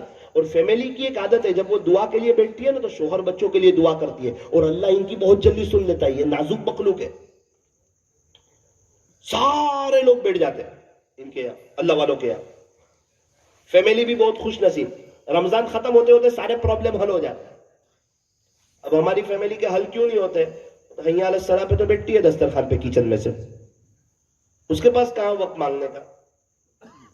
اللہ والوں کے یہاں میں نے دیکھا کہ 15 منٹ پہلے افطاری سے کچن کا دروازہ بند، اور وہ ہر حال میں بند۔ کتنی منٹ پہلے؟ نیت کرو اپنے گھر کا ماحول بنائیں، اپنی بیوی سے کہیں کہ میری بیوی، یہ رمضان کا مہینہ گرم گرم کھانے کا مہینہ نہیں، بلکہ گرم گرم آنسو کے بہانے کا مہینہ ہے۔ وقت نہیں ہے افطاری کی تیاری کا، اب تو ختم ہو گیا وقت، 15 منٹ باقی ہے، آؤ اللہ کے پاس، ساری اپنی پریشانیاں، سارے دکھڑے، کیا چاہیے؟ اچھا بنگلہ چاہیے، بار بار حج عمرے کرنے، اچھا شو روم چاہیے، اچھی کار چاہیے، کیا چاہیے؟ آؤ، سب دے رہے ہیں، اللہ تعالیٰ بہت خوش ہے، لینے کا وقت ہے۔ سمندر کی مچھلیاں دعا کر رہی ہے، فضاؤں میں پرندے دعا کر رہے ہیں، فرشتے آمین کہہ رہے ہیں، ارے مانگ لو، اللہ بہت قریب ہے۔ اس وقت مانگتے نہیں ہیں، 15 منٹ پہلے کچن کا دروازہ بند۔ نمبر 2، اللہ والوں کے گھروں میں افطاری کا دسترخوان ہال میں لگتا ہے اور سب کے مصلے گھر کے بیڈ روم میں بیچتے ہیں، جگہ ہی الگ ہے دونوں۔ افطاری کا دسترخوان بولو نا گھر کے ہال میں، شادی ہال میں نہیں۔ آپ لوگ کیا بولتے ہیں ہال کو؟ وہ پتا چلا کہ سارے ہی ہال میں بچھا کے آ گئے۔ افطاری کا دسترخوان گھر کے ہال میں اور سب کے مصلے گھر کے بیڈ روم۔ 15 منٹ پہلے لائٹ بند، پنکھا شروع، بیڈ روم میں شوہر بیوی بچے سب اپنے مصلے پہ بیٹھے ہوئے ہیں، اللہ کے سامنے رو رہے ہیں، دل کی تار جوڑ رہے ہیں، دعا کا ایک ماحول بنا ہوا ہے، لائٹیں بند کر دی ہے اور ایک مزہ آ رہی ہے اور دل لگا ہوا ہے، اور اذان کے 2 منٹ پہلے کا الارم رکھ دیا ہے کہ جب تک الارم نہ بجے وہاں تک مانگتے رہو، ورنہ تو 2 منٹ کے بعد شیطان کہے گا کہ اب 1 منٹ باقی ہے، کھجور تو بیچ کون کار ہے، پھر بند دعا، الارم ہی رکھ دو۔ تو نیت کرو انشاءاللہ ایسا کریں گے. میں اپنے گھر میں بھی دیکھتا ہوں الحمدللہ. ابا کی وجہ سے ایک ماحول ہے، سب کے مصلے بیڈ روم میں، لائٹ بند، دل لگے تو بھی نہ لگے تو بھی، مزہ آوے تو بھی نہ آوے تو بھی، کم سے کم فقیروں کی طرح خاموش بھی تو بیٹھے رہو، اللہ بہت کچھ دے دے گا. یہ وہ وقت ہوتا ہے جب اللہ نواز رہے ہوتے ہیں اور ہم کھانا پینے سیٹ کرنے میں لگے ہوتے ہیں. اور دوسری ایک بات عرض کر دوں، افطاری میں تھوڑا سا کم کھائیں. یہ تھوڑا کڑوا گھونٹ ہے لیکن افطاری میں تھوڑا سا، علماء بھی موجود ہے اس لیے ان کی موجودگی میں بہت ذمہ داری سے ایک مسئلہ عرض کرتا ہوں آپ کو. اگر افطاری کے دسترخوان پر 10 چیزیں موجود ہیں، اگر 9 چیزیں کھائی، ایک چیز اگر نہیں کھائی، یاد رکھنا ایک چیز بھی اگر آپ نے بچا لی تو کل قیامت کے دن انشاءاللہ ثم انشاءاللہ آپ کی پکڑ نہیں ہوگی.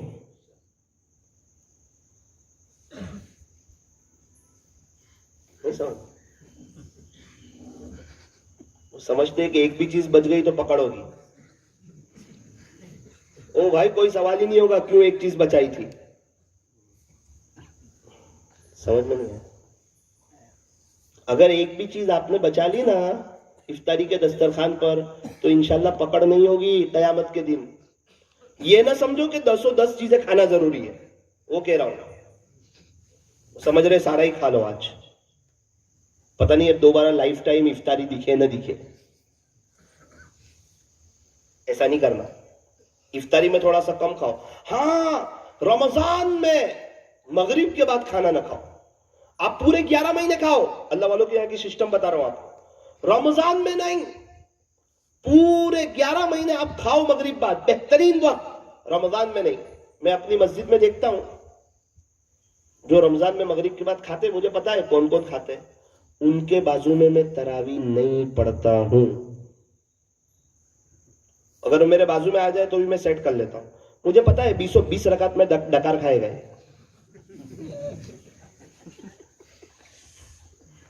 اور بگا سے لے گا 20 سب سے زیادہ اس کو بوجھ لگتی ہے تراویح. او بھائی کیوں کھایا ہے؟ یہ تو کھانے کے بعد تو سستی آتی ہے. افطاری میں کھایا، مغرب بعد ہی کھا لیا، سب تراویح بعد کھانا چاہیے تھا.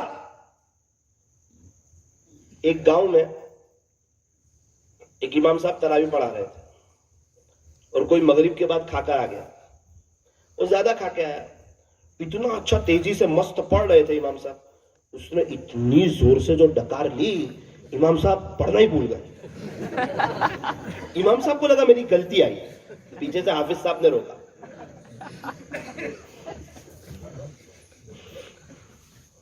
مؤذن صاحب نے لقمہ بھی دیا کہ بھائی آپ صحیح چل رہے ہیں، وہ آیت پڑھ کے بتائیں. انہوں نے دوبارہ ہمت کی، ابھی پڑھنا شروع کرے، پھر ڈکار لی اس نے، پھر وہ رک گئے. 1.25 منٹ ہو گئی، آگے پڑھ ہی نہیں رہے. امام صاحب کو کوئی لقمہ بھی نہیں دے رہا ہے، کیا ہوا؟ مؤذن صاحب کو بہت غصہ آیا. مؤذن صاحب نے کہا پڑھ نہیں یار، آلو کو ڈکال لے یاد کرے تو رکعت کرے یار. 1.25 منٹ ٹھیک ہے کہ ہم پڑھے گے نہیں، پڑھنی یار. یہ لوگوں کو نہیں ہمبڑ، یہ لوگ کو نہیں ہمجے کے ہوئے، یہ لوگ کو کھائی نہیں جاؤ ہے مغرب پچی. مؤذن صاحب کو پتہ ہی نہیں کہ میری نماز چلی گئی. امام صاحب نے بھی چالو کر دیا. سلام پھرا نا تو امام صاحب نے کہا ہوں بولے یار تو چالو نماز میں جائے تو ہوں تھیو ہے کہ چال تو. ارے تو تاری نماز دو رہا ہوں، نماز میں گجراتی بولے اٹلے گئی نماز ہوں گئی کہ نماز دو رہا ہوں. قریب میں مولانا تھے، انہوں نے کہا امام مؤذن صاحب نماز دوہرا لو آپ کی 2 رکعت. پھر انہوں نے نماز دوہرائی، پھر شروع کری طرح.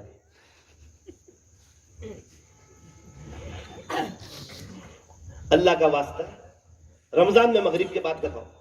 یوں فرمایا کہ تراویح کا ہر سجدہ مزے لے لے کر کے کرو، جس طرح آئس کریم کی ہر چمچ مزے لے لے کر کے کھاتے ہو. سجدے پہ اللہ کا قرب ملتا ہے، انسان اللہ کے بہت قریب ہو جاتا ہے۔ یقین مانیے جب رمضان ختم ہو جائے گا، عید کی رات آئے گی، عشاء کی نماز پڑھ کے نکلیں گے، یہ 20 رکعتیں، یہ 40 سجدے، یہ اللہ کا قرآن، یہ 1.25 گھنٹے کی بہار ہے، بہت یاد آئے گی، لیکن وہ رمضان اللہ کی قسم دوبارہ لوٹ کر کے نہیں آئے گا۔ ماں باپ کے جانے کے بعد کوئی روئے، اس کو قدر نہیں کہتے ہیں، اسے افسوس کہتے ہیں۔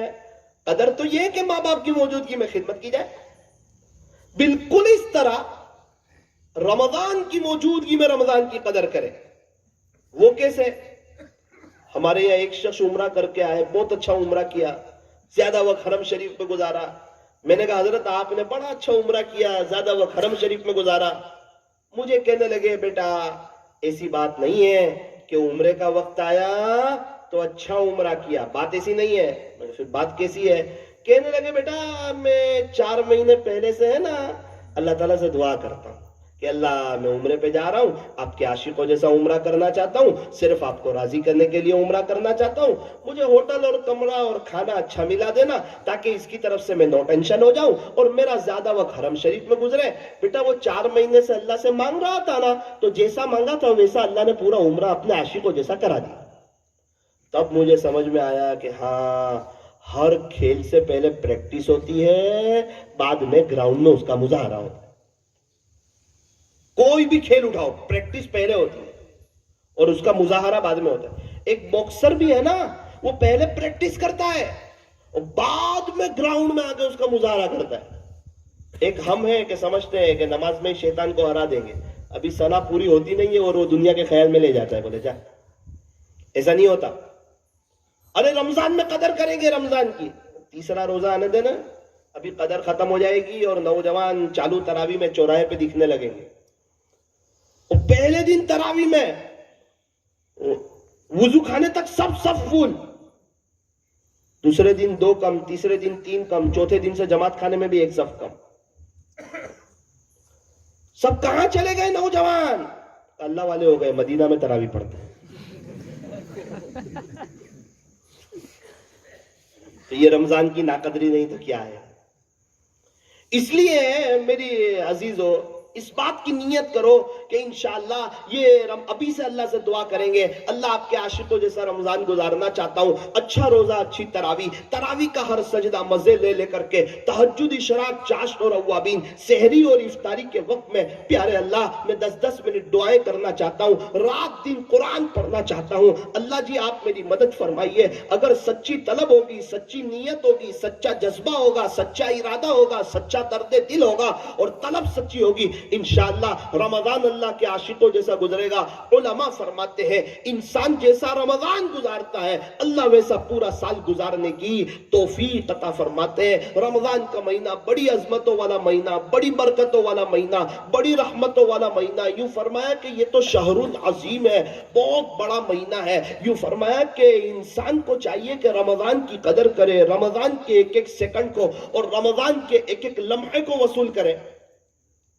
مستورات سے میں نے کہا تھا، صحابہ کی عورتیں صبح میں قرآن، دوپہر میں قرآن، شام میں قرآن، رات میں قرآن، سحری کے وقت میں قرآن۔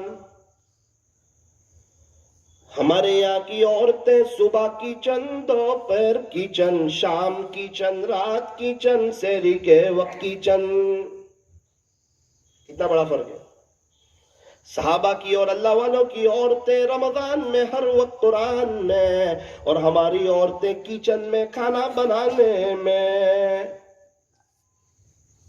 میں نے اس کو بھی ذرا اللہ والوں کے یہاں دیکھنے کی کوشش کی، یہ لوگ کیا کرتے ہیں، ان کی مستورات کیا کرتی ہے، کیا سسٹم ہوتا ہے۔ تو میں نے دیکھا ان کے یہاں ایک سسٹم ہوتا ہے کہ رمضان میں پورا دن کچن نہیں کھلے گا، بلکہ رمضان میں صرف شام کو 4:30 سے 6 1.5 گھنٹہ کچن کھلے گا۔ اور چونکہ رمضان میں وقت میں برکت ہوتی ہے تو یہ 1.5 گھنٹے میں افطاری بھی ہو جاتی ہے، رات کا کھانے کی تیاری بھی ہو جاتی ہے اور سحری کی تیاری بھی ہو جاتی ہے۔ تو مستورات کا زیادہ وقت اللہ کے قرآن میں لگتا ہے۔ اللہ تعالی ہم تمام کو اپنے عاشقوں جیسا رمضان گزارنے کی توفیق عطا فرمائے۔ یہ پورا مجمع ایک جذبہ لے کر کے اٹھے کہ انشاءاللہ آج تک جو ہونا تھا ہوا, جو رمضان غفلت پہ گزرنے تھے گزرے. انشاءاللہ یہ رمضان ہمارا مصلی پہ گزرے گا, قرآن کے ساتھ گزرے گا, اللہ کے ذکر کے ساتھ گزرے گا. ایک ایک سیکنڈ, ایک ایک لمحہ, ایک ایک گھڑی کو انشاءاللہ ہم وصول کریں گے. اچھا روزہ رکھیں گے, اچھی تراویح پڑھیں گے. آج سے اپنے گھر میں فضائل رمضان کی تعلیم شروع کر دیں تاکہ گھر میں ایک ماحول قائم ہو. جب گھر میں شادی ہوتی ہے 4 مہینے پہلے ماحول بن جاتا ہے, رمضان میں بھی 2 مہینے پہلے کم سے کم ماحول بن جانا چاہیے. رمضان آ رہا ہے, رمضان آ رہا ہے. ہمارے یہاں عید کی تیاری رمضان میں کرتے ہیں جو بالکل غلط طریقہ ہے. ایسا نہیں کرنا چاہیے. عید کی تیاری سب شعبان میں رمضان کا چاند دکھنے سے پہلے ہو جانی چاہیے. سمجھنا ہے؟ اپنے کپڑے, بچوں کے کپڑے, فیملی کے کپڑے سب ہو جانے چاہیے 30 شعبان تک. ہمارے یہاں تو انتظار کرتے ہیں بڑی رات بڑا دن آئے, 21, 23, 25, اس میں تو نکلتے خریدی کرنے. ٹیلر لوگ میرے پاس آ کے منت سماجت کرتے ہیں, مولانا پبلک کو کچھ سمجھاؤ تاکہ ہم بھی آخری عشرے کا اعتکاف کر سکیں. وہ آتے ہی بہت لیٹ ہے ہمارے پاس, بولے کپڑے سلانا. ایسا مت کر, ابھی ہے 2-3 دن, کر لو گے تیاری. ایک جگہ میں مستورات میں بیان کے لیے گیا, جے پور میں. بیان کے لیے کمرے میں جا کر بیٹھا نا, وہ بہت سکون لگا مجھے, بہت سکون لگا. عجیب, ایک دم سیدھا سادہ کمرہ, پردہ لگا ہوا ہے, دروازہ نہیں ہے, ٹوٹا پھوٹا کمرہ. میں نے ان کے بیٹے کو بلایا, کس کا کمرہ ہے؟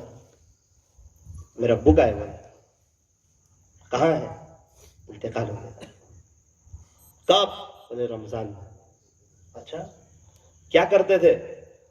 بہت عجیب کام کرتے تھے وہ. ہم کیسے گناہ کرتے کہ ہم جانے اللہ جانے تیسرا کوئی نہ جانے.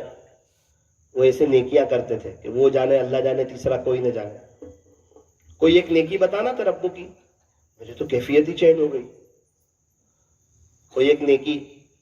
بولے ابو نے, اب اللہ نے ہم کو نواز دیا. بولے میرے ابو نے غربت میں زندگی گزاری. ہفتے میں 7 دن گشت کرتے تھے الگ الگ مسجدوں میں, روز, کبھی یہاں کبھی یہاں کبھی یہاں. امت کا غم بہت تھا کہ اللہ سب کو ہدایت دے دے, سب عاشق رسول ہو جائے, سب درود شریف پڑھنے والے ہو جائے, سب نمازی ہو جائے, سب سنتوں پہ چلنے والے ہو جائے. درد بہت تھا امت کا. میں نے کہا وہ عجیب بات آپ بتانے والے تھے. بولے ہاں وہ تو بتا رہا ہوں نا آپ کو. دیکھیے مولانا, اب ہمارے گھر میں اتنا پیسہ تھا کہ شیرخرما بن سکے,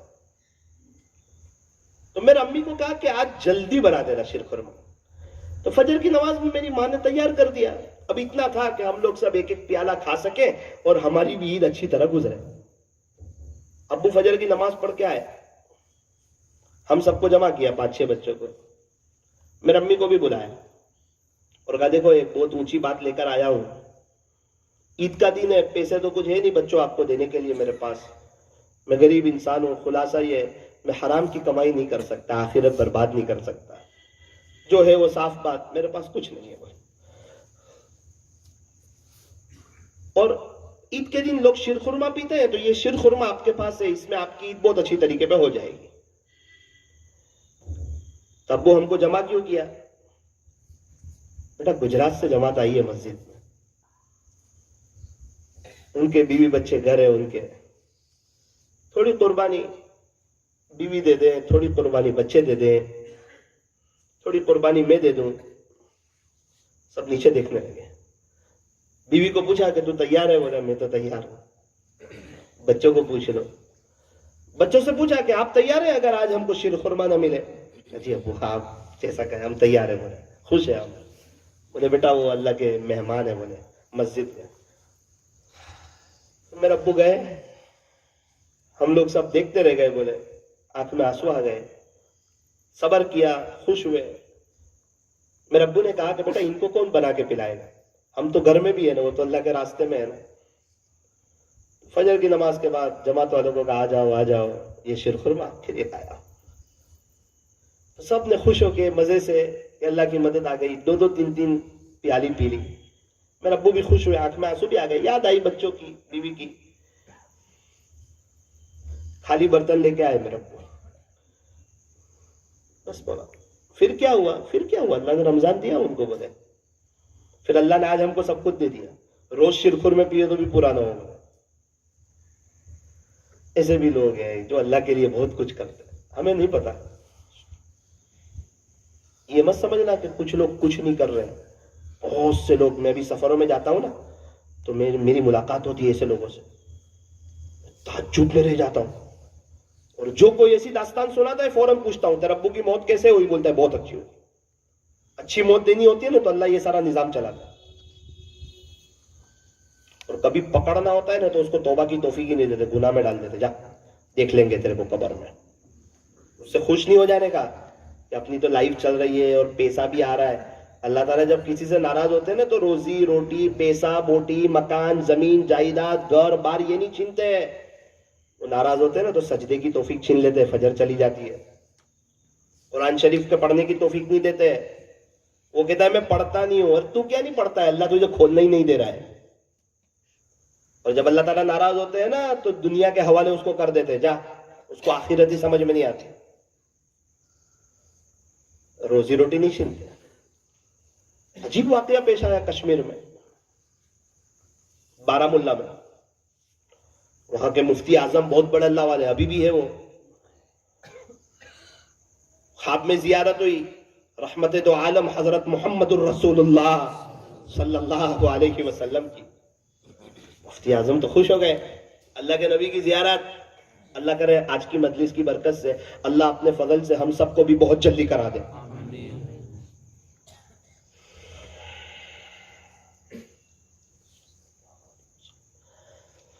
हाँ, अब जियारत हुई तो फरमाया, खुलासा ये है कि फुला जगह आबिद नाम का लड़का रहता है, उसको जाकर के हमारा सलाम अर्ज कर देना।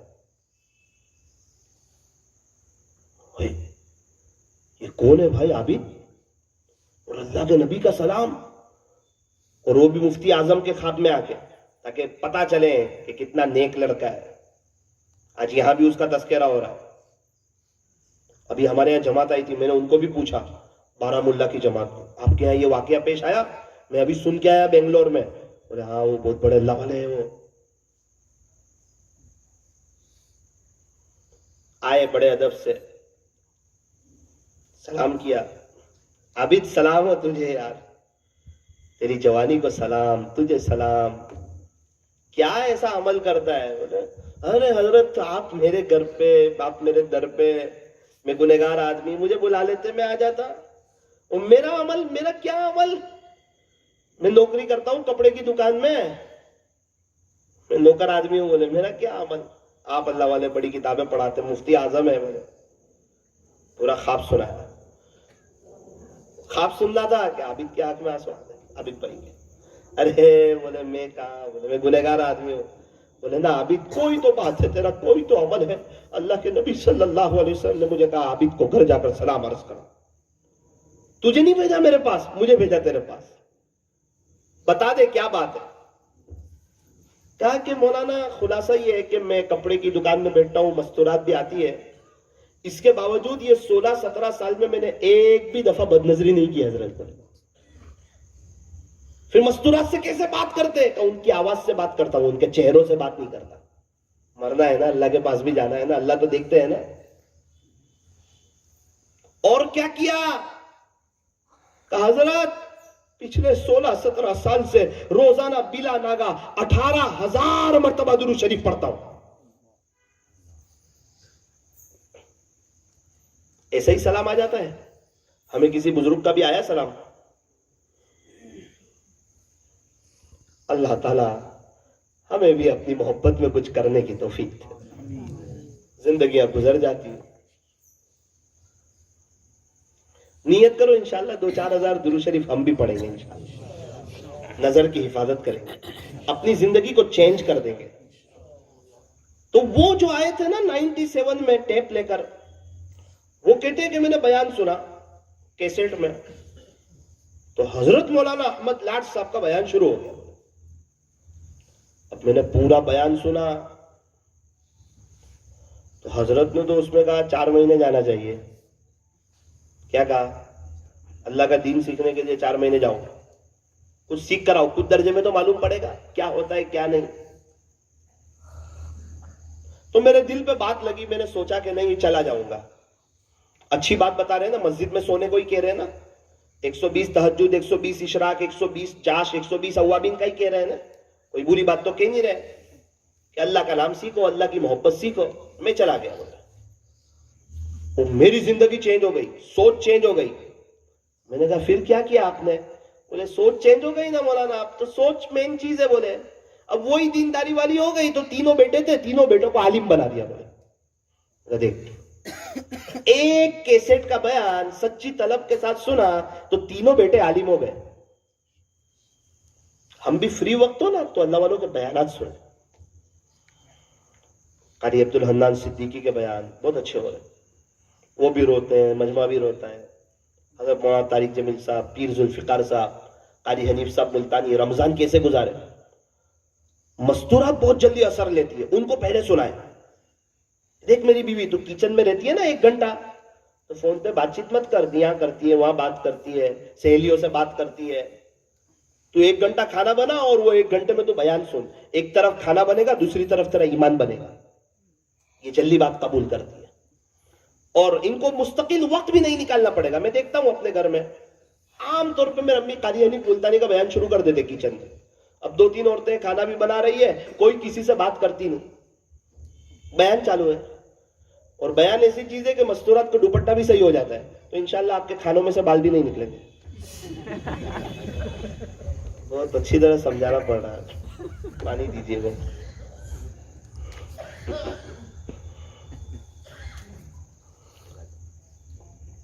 بھائی کچھ کریں گے اللہ کے لیے. ایک بات کے بات ختم کرتا ہوں. ہمارے یہاں ایک واقعہ پیش آیا ابھی سورت میں, 40 دن پہلے, 40-42 دن ہوئے. ایک 24 سال کی لڑکی کا اچانک انتقال ہو گیا. وہ ہمارے نوساری میں ہی اس کی شادی ہوئی تھی, رہنے والی سورت کی. تو گھر والوں نے کہا ہوگا کہ اس کو دفن ہمارے یہاں ہی کر دو, تو اس کو دفن وہیں کر دیا, ان کی امی کے یہاں, سورت کے ایک دیہات میں. اب دفن ہو گئے, 7 سال کا بچہ بیچارہ رونے لگا, امی کی یاد ستانے لگی. نانو نانو امی کی قبر پہ جائیں گے. لگا چلو. قبر پہ گئے, دور سے تو ایک عجیب نظارہ دیکھا. وہ تو منظر دیکھ کے ہی بچہ پورا سہم گیا کہ یہ کیا ہو گیا. ماں کی قبر سر کے پاس سے دھس گئی تھی, ابھی تھوڑی دیر پہلے تو اس کو دفن کیا تھا, اور 3 سانپ باہر اس کے قبر کے اوپر.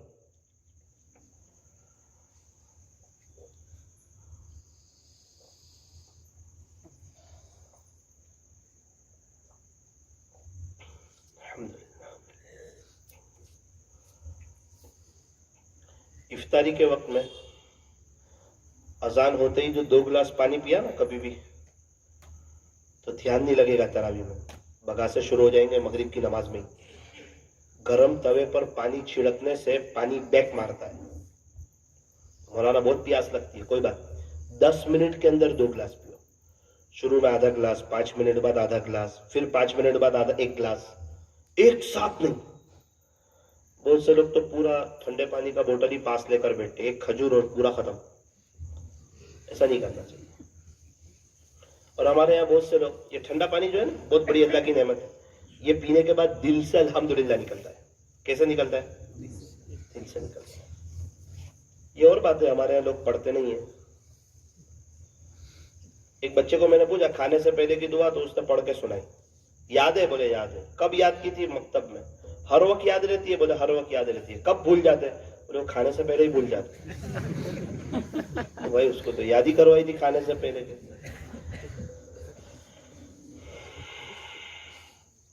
سحری میں آخر میں ٹھنڈا پانی پی کے اپنا روزہ شروع کرتا ہے.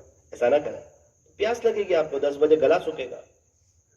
سحری کے 15 منٹ پہلے بھی آپ پی لے ٹھنڈا پانی, لیکن اخیر میں جو پانی پیے نا وہ نارمل سادہ پانی آتا ہے وہ پیے, اس سے اندر ٹکاؤ زیادہ ہوتا ہے.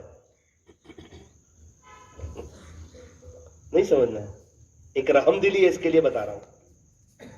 تو ابھی سب ایموشنل ہے کہ پھر وہ سانپ والا پورا کرے, کیا ہوا ہے, وہ بہت زبردست ہوا ہے. وہ لائف میں فرسٹ ٹائم ایسا تھا کہ میرا فون ہاتھ میں سے چھوٹ جاتا. حافظ حنظلہ صاحب بھی تھے بازو میں ہی میرے. جب وہ فون بجا نا, اس وقت سے ہم لوگ نے ایک نیت کی تھی کہ اب رات کو سورہ ملک پڑھ کے ہی سوئیں گے. دونوں گھبرا گئے. ہم تو بیٹھے تھے کار میں, پتہ نہیں نا وہ ایسی بات کرے گا فون پہ. میرا دوست خاص, میں نے بولا تو کیا بول رہا ہے؟ قبر پہ سانپ. بولے اللہ کی سنت ہے, اللہ ظاہر نہیں کرتے قبر میں کیا ہو رہا ہے. وہ کار میں بیٹھنے والے کو بھی پتا چلتا ہے, اے سی چل رہا ہے, ہیٹر چل رہا ہے. باہر والوں کو پتا نہیں چلتا بھائی. یہ پکی بات ہے قبر یا جنت کا باغ ہوتی ہے یا جہنم کا گھڑا ہوتی ہے, لیکن پتا تھوڑی چلتا ہے قبر میں کیا ہو رہا ہے. اس نے کہا مولانا وہ تو ٹھیک ہے, لیکن جو ہو رہا ہے وہ کہہ رہا ہوں آپ. پھر اس کے بعد بستی والے آئے, سانپ ادھر ادھر نہیں گئے, اس کی ماں کے سر کے پاس چلے گئے, وہ قبر بند کر دی. تھوڑی دیر کے بعد واپس وہ قبر وہیں سے کھل گئی. 3 سانپ پھر باقی. مولانا بچہ رو رہا ہے, گھر والے سب رو رہے ہیں. سب سے پہلا فون آپ کو کیا ہے؟ یہ کب کی؟ ارے کب کی بات؟ لائیو منظر چل رہا ہے وہاں. آپ ادھر ادھر کی بات مت کرو. کیا کریں یہ عذاب ٹلے وہ بتاؤ. مجھے سمجھ میں ہاں کبھی کبھار ہے نا اللہ اپنی قدرت ظاہر کرتا ہے کہ ہم کو بہت کمزور مت سمجھنا کہ میں تو اپنی مرضی کی زندگی گزاروں گا. نانی دادی یاد آ جائے گی قبر میں. اللہ بڑی طاقت والے ہیں, مہربان بہت ہے, رحم دل بہت ہے, لیکن اگر کوئی تو بغیر توبہ کے مر جائے تو اللہ کا جلال بھی بہت ہے. پھر میں نے پوچھا آپ کی بھابھی نماز نہیں پڑھتی تھی؟ بولے مولانا پڑھتی تھی نا نماز. تو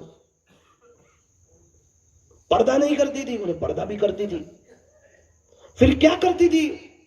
مولانا وہ ہے نا بد نظری اور زنا کو ہلکا سمجھتی تھی. بولے بد نظری اور زنا کو, اب یہ تو اتنی خطرناک چیز ہے بد نظری کہ بہت سے وقت موت کے وقت ایمان چلا جاتا ہے. یہ ڈائریکٹ موت کے وقت اٹیک کرتی ہے بد نظری. کتنے حافظ قرآن ہے, ایک بد نظری کی وجہ سے اللہ نے ان کا قرآن بلا دیا. اور زنا تو وہ تو قبر میں رکھتے ہی فوراً اس کو رکھا, ابھی تو قبر بنوئی کہ پھڑ پھڑ عذاب شروع ہو جاتا ہے. اللہ کو جلال دلانے والی چیز ہے. ماں باپ بچوں کی ہر غلطی کو معاف کرے, لیکن کہ اپنی بچی کو جو زنا میں دیکھ لے کسی سے تو ماں باپ سے برداشت نہیں ہوتا, اللہ سے بھی برداشت نہیں ہوتا. اللہ جلال میں آ جاتے ہیں. اسی لیے تو کہا کہ زنا کرنے والی عورت ہو یا زنا کرنے والا مرد ہو, شب برات میں بھی اس کو معاف نہیں کروں گا. ایسا ہی کہا. کتنی سخت سزا سنائی اس کی. اس لیے نیت کرو انشاءاللہ اپنی تنہائی کو پاک صاف کریں گے, اپنے موبائل کو صاف رکھیں گے, دل کو صاف رکھیں گے. اللہ دیکھ رہے ہیں, ہر وقت ہمارے ساتھ ہے. ضرورت اس بات کی توبہ کر کے اللہ کی طرف آ جائیں. بیانات تو ہوتے رہیں گے.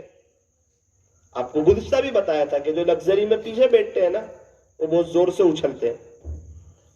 پھر وہ کوئی بھی ہو, حافظ صاحب ہو, مولانا صاحب ہو, تبلیغی صاحب ہو, حاجی صاحب ہو, پڑھے لکھے ہو, اللہ کے دین کی محنت کرنے والے ہو, نہ کرنے والے ہو, پیچھے کیوں بیٹھے آپ؟ پیچھے بیٹھو گے تو اسپیڈ بریکر پہ اچھلو گے.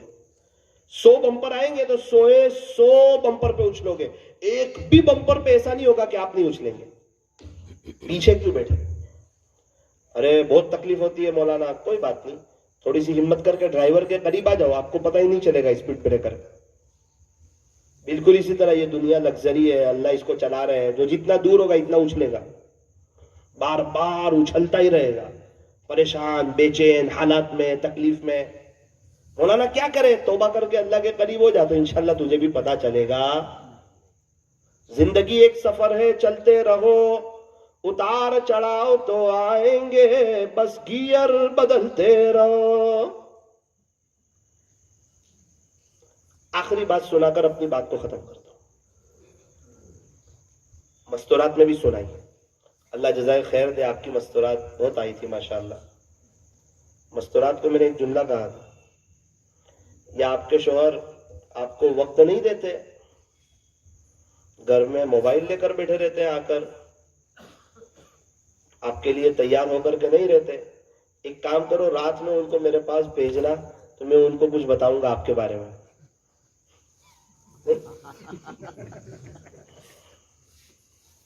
ایک جگہ ایسا ہی ہوا, میں نے ایک جگہ کہا تو اتنے مرد حضرات آئے. میں نے کہا آپ کیسے آئے؟ بولے زبردستی بھیجا ہے مولانا, آپ نے پھنسا دیا. پہلے ہی گھر جا کے پوچھا ہمارے بارے میں کیا کہا تھا. بھائی اس کے ساتھ اچھا سلوک کرنا، یہ مت کہنا آپ کے بارے میں کچھ کہا ہی نہیں تھا. جب میاں بیوی ایک دوسرے کو دیکھ کر کے مسکراتے ہیں تو اللہ انہیں دیکھ کر کے مسکراتا ہے. اکثر گھروں کے جھگڑے اس سنت پر عمل نہ کرنے کی وجہ سے. میاں بیوی میں محبت ہونی چاہیے بہت زیادہ. پیارے نبی حضرت محمد الرسول اللہ صلی اللہ علیہ وسلم جو کہ دعوت کے کام کے سردار تھے، اور گھر میں محبتوں کا یہ عالم ہے کہ اماں عائشہ کے ساتھ دوڑ لگا رہے ہیں باہر، فیملی لائف، پرسنل لائف. ایک جگہ جا رہے ہیں کہیں سفر میں، دوڑ لگا رہے ہیں. دوڑ ایسی لگائی کہ اماں عائشہ آگے نکل گئی. عائشہ جیت گئی بولے. پھر ایک موقع آیا، پھر شاید صحابہ کو آگے بھیج دیا، پھر دوڑ لگائی، پھر اللہ کے نبی آگے نکل گئے. عائشہ اب تو موٹی ہو گئی اس لیے تو پیچھے رہ گئی. یہ ہے گھر کی لائف، پرسنل زندگی. ایک مرتبہ کہنے لگی کہ عائشہ تو خوش ہوتی ہے تو بھی مجھے پتا چل جاتا ہے، تو ناراض ہوتی ہے تو بھی مجھے پتا چل جاتا ہے. بڑا تعجب ہوا کہ اللہ کے نبی آپ کو کیسے پتا چلتا ہے میں خوش ہوں یا ناراض ہوں؟ یعنی میرے سے، اللہ کے نبی فرماتے ہیں تو میرے سے خوش ہوتی ہے نا تو بھی مجھے پتا چل جاتا ہے، تو میرے سے کبھی ناراض ہوتی ہے نا تو بھی پتا چل جاتا ہے. وہ ناراض ہونا نبی کی حیثیت سے نہیں، وہ شوہر ہونے کی وجہ سے. میاں بیوی آپس میں کچھ نہ کچھ چلتا رہتا ہے، ایک محبتوں والی لائف ہے. اس کی سراحت کرنا بھی بہت ضروری ہے.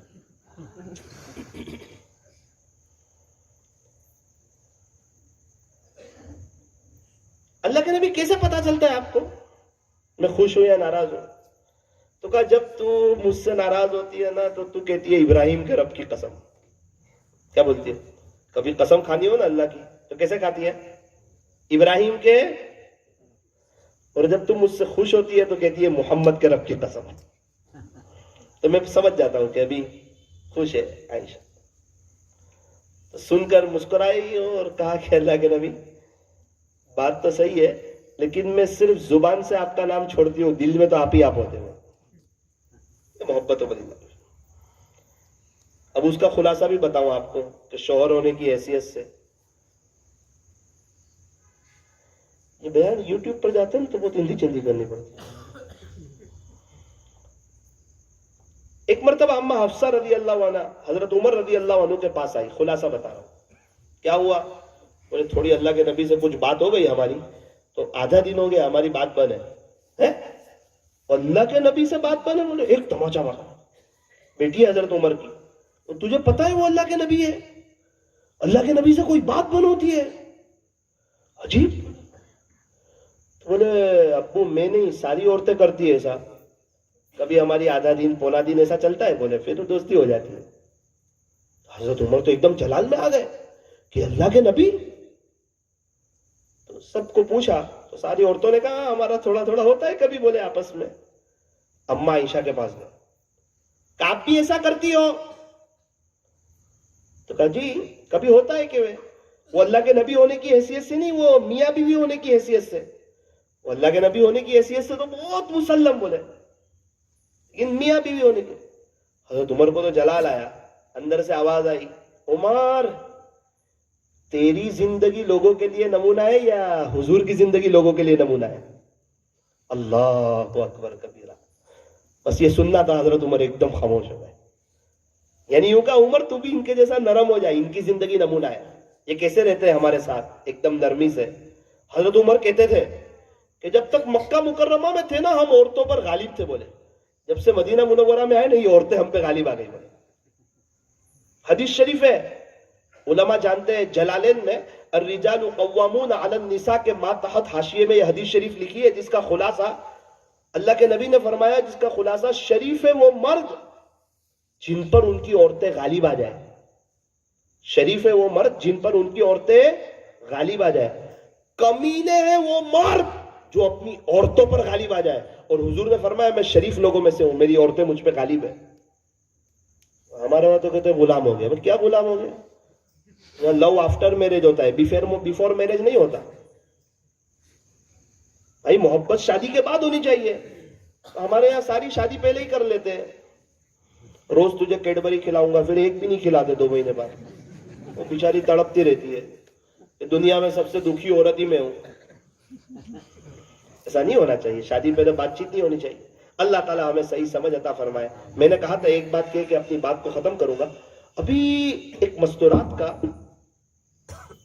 مجھے میسج آیا. میں شیہور میں تھا, مجھے تو پتہ نہیں, آرام کر رہا تھا.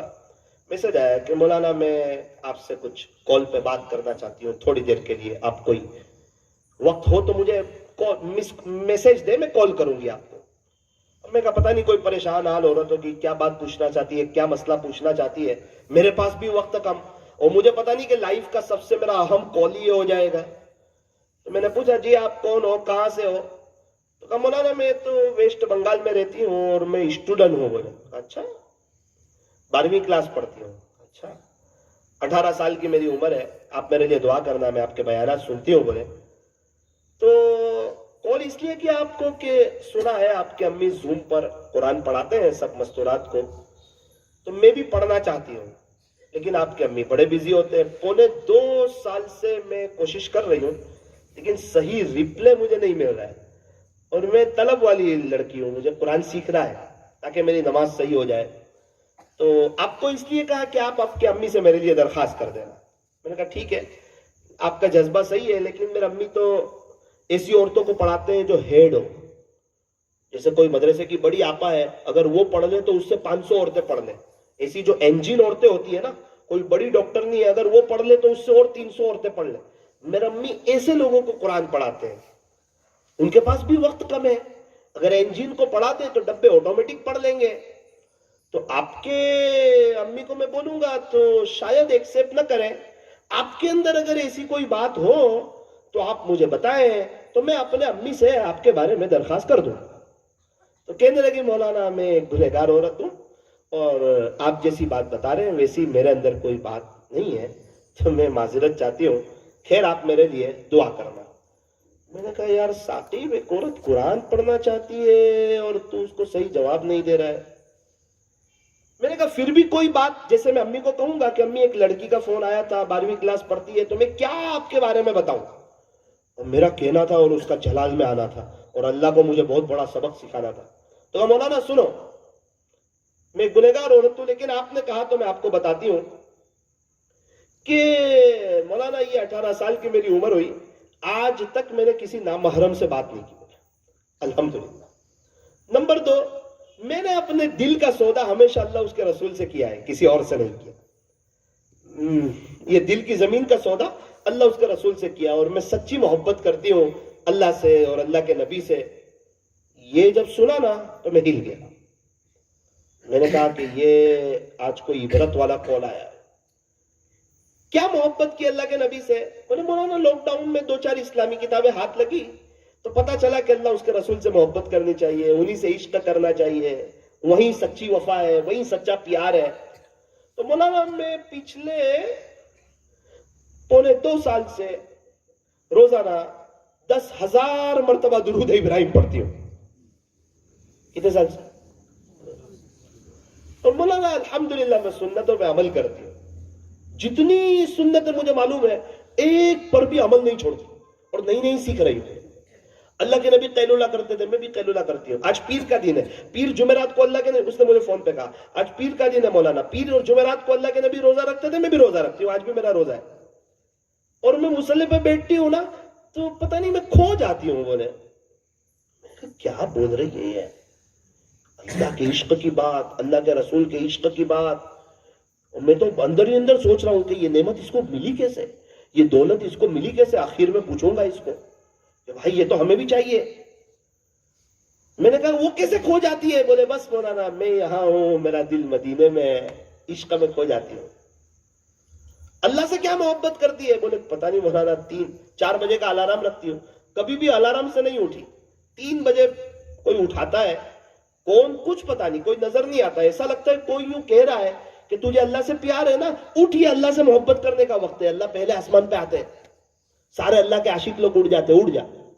تو مولانا میں 3 بجے اٹھ جاتی, وضو کرتی, 8 رکعت تہجد کی پڑھتی, اور اس کے بعد میں پھر اللہ کی یاد میں کھو جاتی ہوں, درود ابراہیم پڑھتی. بولے इशराक तक मैं मुसल्ले पे बैठी हूं, असर से मगरिब में मुसल्ले पे होती हूं, ईशा के बाद मैं मुसल्ले पे आती हूं 11:30 बजे तक। अल्हम्दुलिल्लाह सुम्मा अल्हम्दुलिल्लाह, मेरे 8-9 घंटे मुसल्ले पे गुजरते हैं। और मौलाना, मैं दुनिया की बहुत खुशहाल औरत हूं, और अल्लाह के हर फैसले मेरे फेवर में हो जाते बोले, जैसा मैं चाहती हूं वैसा हो जाता है बोले, और जैसा मैं दुआ करती हूं अल्लाह कर देते हैं। अगर कोई मुझे कुछ दुआ के लिए कहे, उसके लिए दुआ कर देती हूं, अल्लाह उसका भी काम कर देते हैं। पता नहीं क्या हो गया बोले, बहुत मजा आ रही है लाइफ गुजारने की। जिंदगी एक गम प्रूफ जैसी हो गई। वाटर प्रूफ घड़ी में पानी नहीं आता, गम प्रूफ दिल में गम नहीं आते। बहुत मजा आ रही है। बोला ना, ये थी मेरी टूटी फूटी दास्तान जो आपको सुनाई। अगर आप इसमें कुछ कमी ज्यादती करनी हो तो आप मुझे बताएं। मैंने कहा, मेरी बहन, मैं आपके जैसा बनना चाहता हूं। है बोले, कैसी बात करते हैं, मैं तो आपके बयान सुनती हूँ। मैं कहा, वो सिर्फ बयान ही है, तो बयान तो मैंने कहा कि हमारा हाल तो बजने वाले ढोल की तरह है, बाहर से बजते अंदर से खाली है। मैंने कहा, आप तो अमल करती हो, आपने बहुत बड़ी बड़ी बात बताई, तो मैं क्या करूं कि मैं आपके जैसा बन जाऊं? तो वो तो मना कर रही थी, अरे मैं गुनहगार हूं। मैं कहा, नहीं, आपके जैसे गुनहगार भी बनना चाहता हूं। इतना वो गुजारती है आप अल्लाह की याद में। फिर उसने आखिर में एक जुमला कहकर फोन रख दिया, मौलाना, वो तो पता नहीं अल्लाह जिसको अपनी तरफ खींच ले, बोले रहमत की रस्सी डालकर, जिसको तलब थी अल्लाह से मांगती थी, बोले अल्लाह की मोहब्बत, अल्लाह के नबी की मोहब्बत, और सच्चे दिल से मोहब्बत करनी थी, बोले हो गई। बोले अल्हम्दुलिल्लाह। अरे ढोलका वालों, क्या पता था कि एक 12वीं क्लास पढ़ने वाली 18 साल की लड़की ऐसी अल्लाह उसके रसूल की दीवानी होगी। एक हम है, आप लोग तो फिर भी कुछ करते होंगे। पता नहीं हम सोचे हमने क्या पाया क्या खोया। आबिद भाई, 18 साल आपके भी गुजरे, 16-17 साल, 18,000 दुरूद शरीफ पढ़ते पढ़ते एक हमारे भी गुजरे, हमारे गफलत में गुजरे। जिंदगियां गुजर जाती है ढोलका वालों। नौजवानों, एक ही बात करूंगा, जिंदगी चेंज करो, लाइफ चेंज करो, मत शर्मा। जुनैद जमशेद ने चेंज की, कुछ नुकसान नहीं हुआ, सब बहारें ही बहारें मिली। सईद अनवर ने चेंज की, दाढ़ी वगैरह रखी, सब बहारें मिली, मजा आ गई, चेहरे पे नूर भी आ गया। नियत करो, इंशाल्लाह अपने आप को चेंज कर डालेंगे इंशाल्लाह, और सच्चे दिल से अल्लाह उसके रसूल के दीवाने हो जाएंगे इंशाल्लाह। बहुत बेहतरीन महीना आ रहा है रमजान का, अल्लाह ताला हमें अमल की तौफीक अता फरमाए। थोड़ी देर के लिए अपनी आंखों को बंद करें, अपनी गर्दन को झुकाएं। अल्लाह देख रहे हैं, मुझे भी देख रहे हैं, आपको भी देख रहे हैं। ला इलाहा इल्लल्लाह, ला इलाहा इल्लल्लाह, ला इलाहा इल्लल्लाह, ला इलाहा इल्लल्लाह। पढ़ते रहे, ला इलाहा इल्लल्लाह, ला इलाहा इल्लल्लाह, ला इलाहा इल्लल्लाह, ला इलाहा इल्लल्लाह, ला इलाहा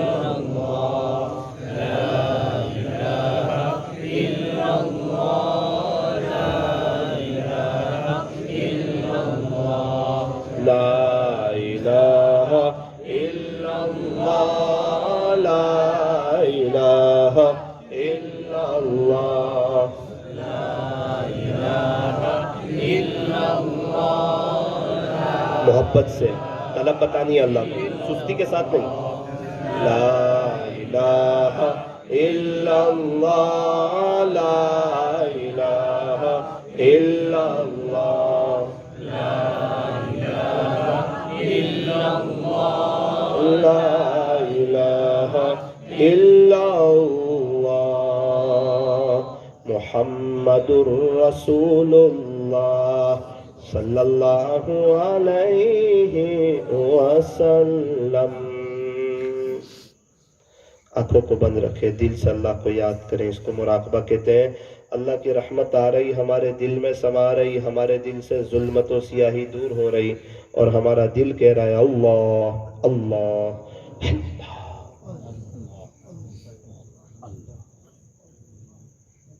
जुबान से नहीं, दिल से अल्लाह को याद।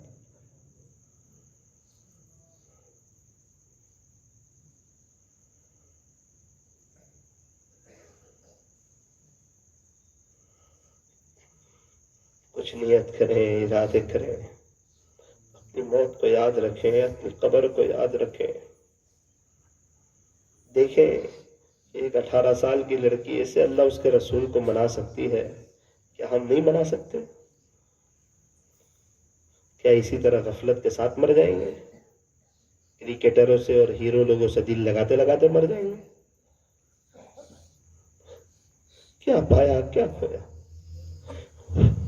12ویں کلاس کی لڑکی 10,000 مرتبہ درود ابراہیم پڑھتی ہے روزہ.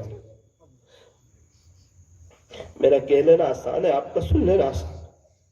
مجھے کہا مولانا برقع پہن تھی، اندر میرے ہاتھ میں تسبیح ہمیشہ رہتی ہے. کسی کو کچھ نہیں پتا، مجھے بتانا بھی نہیں کسی کو.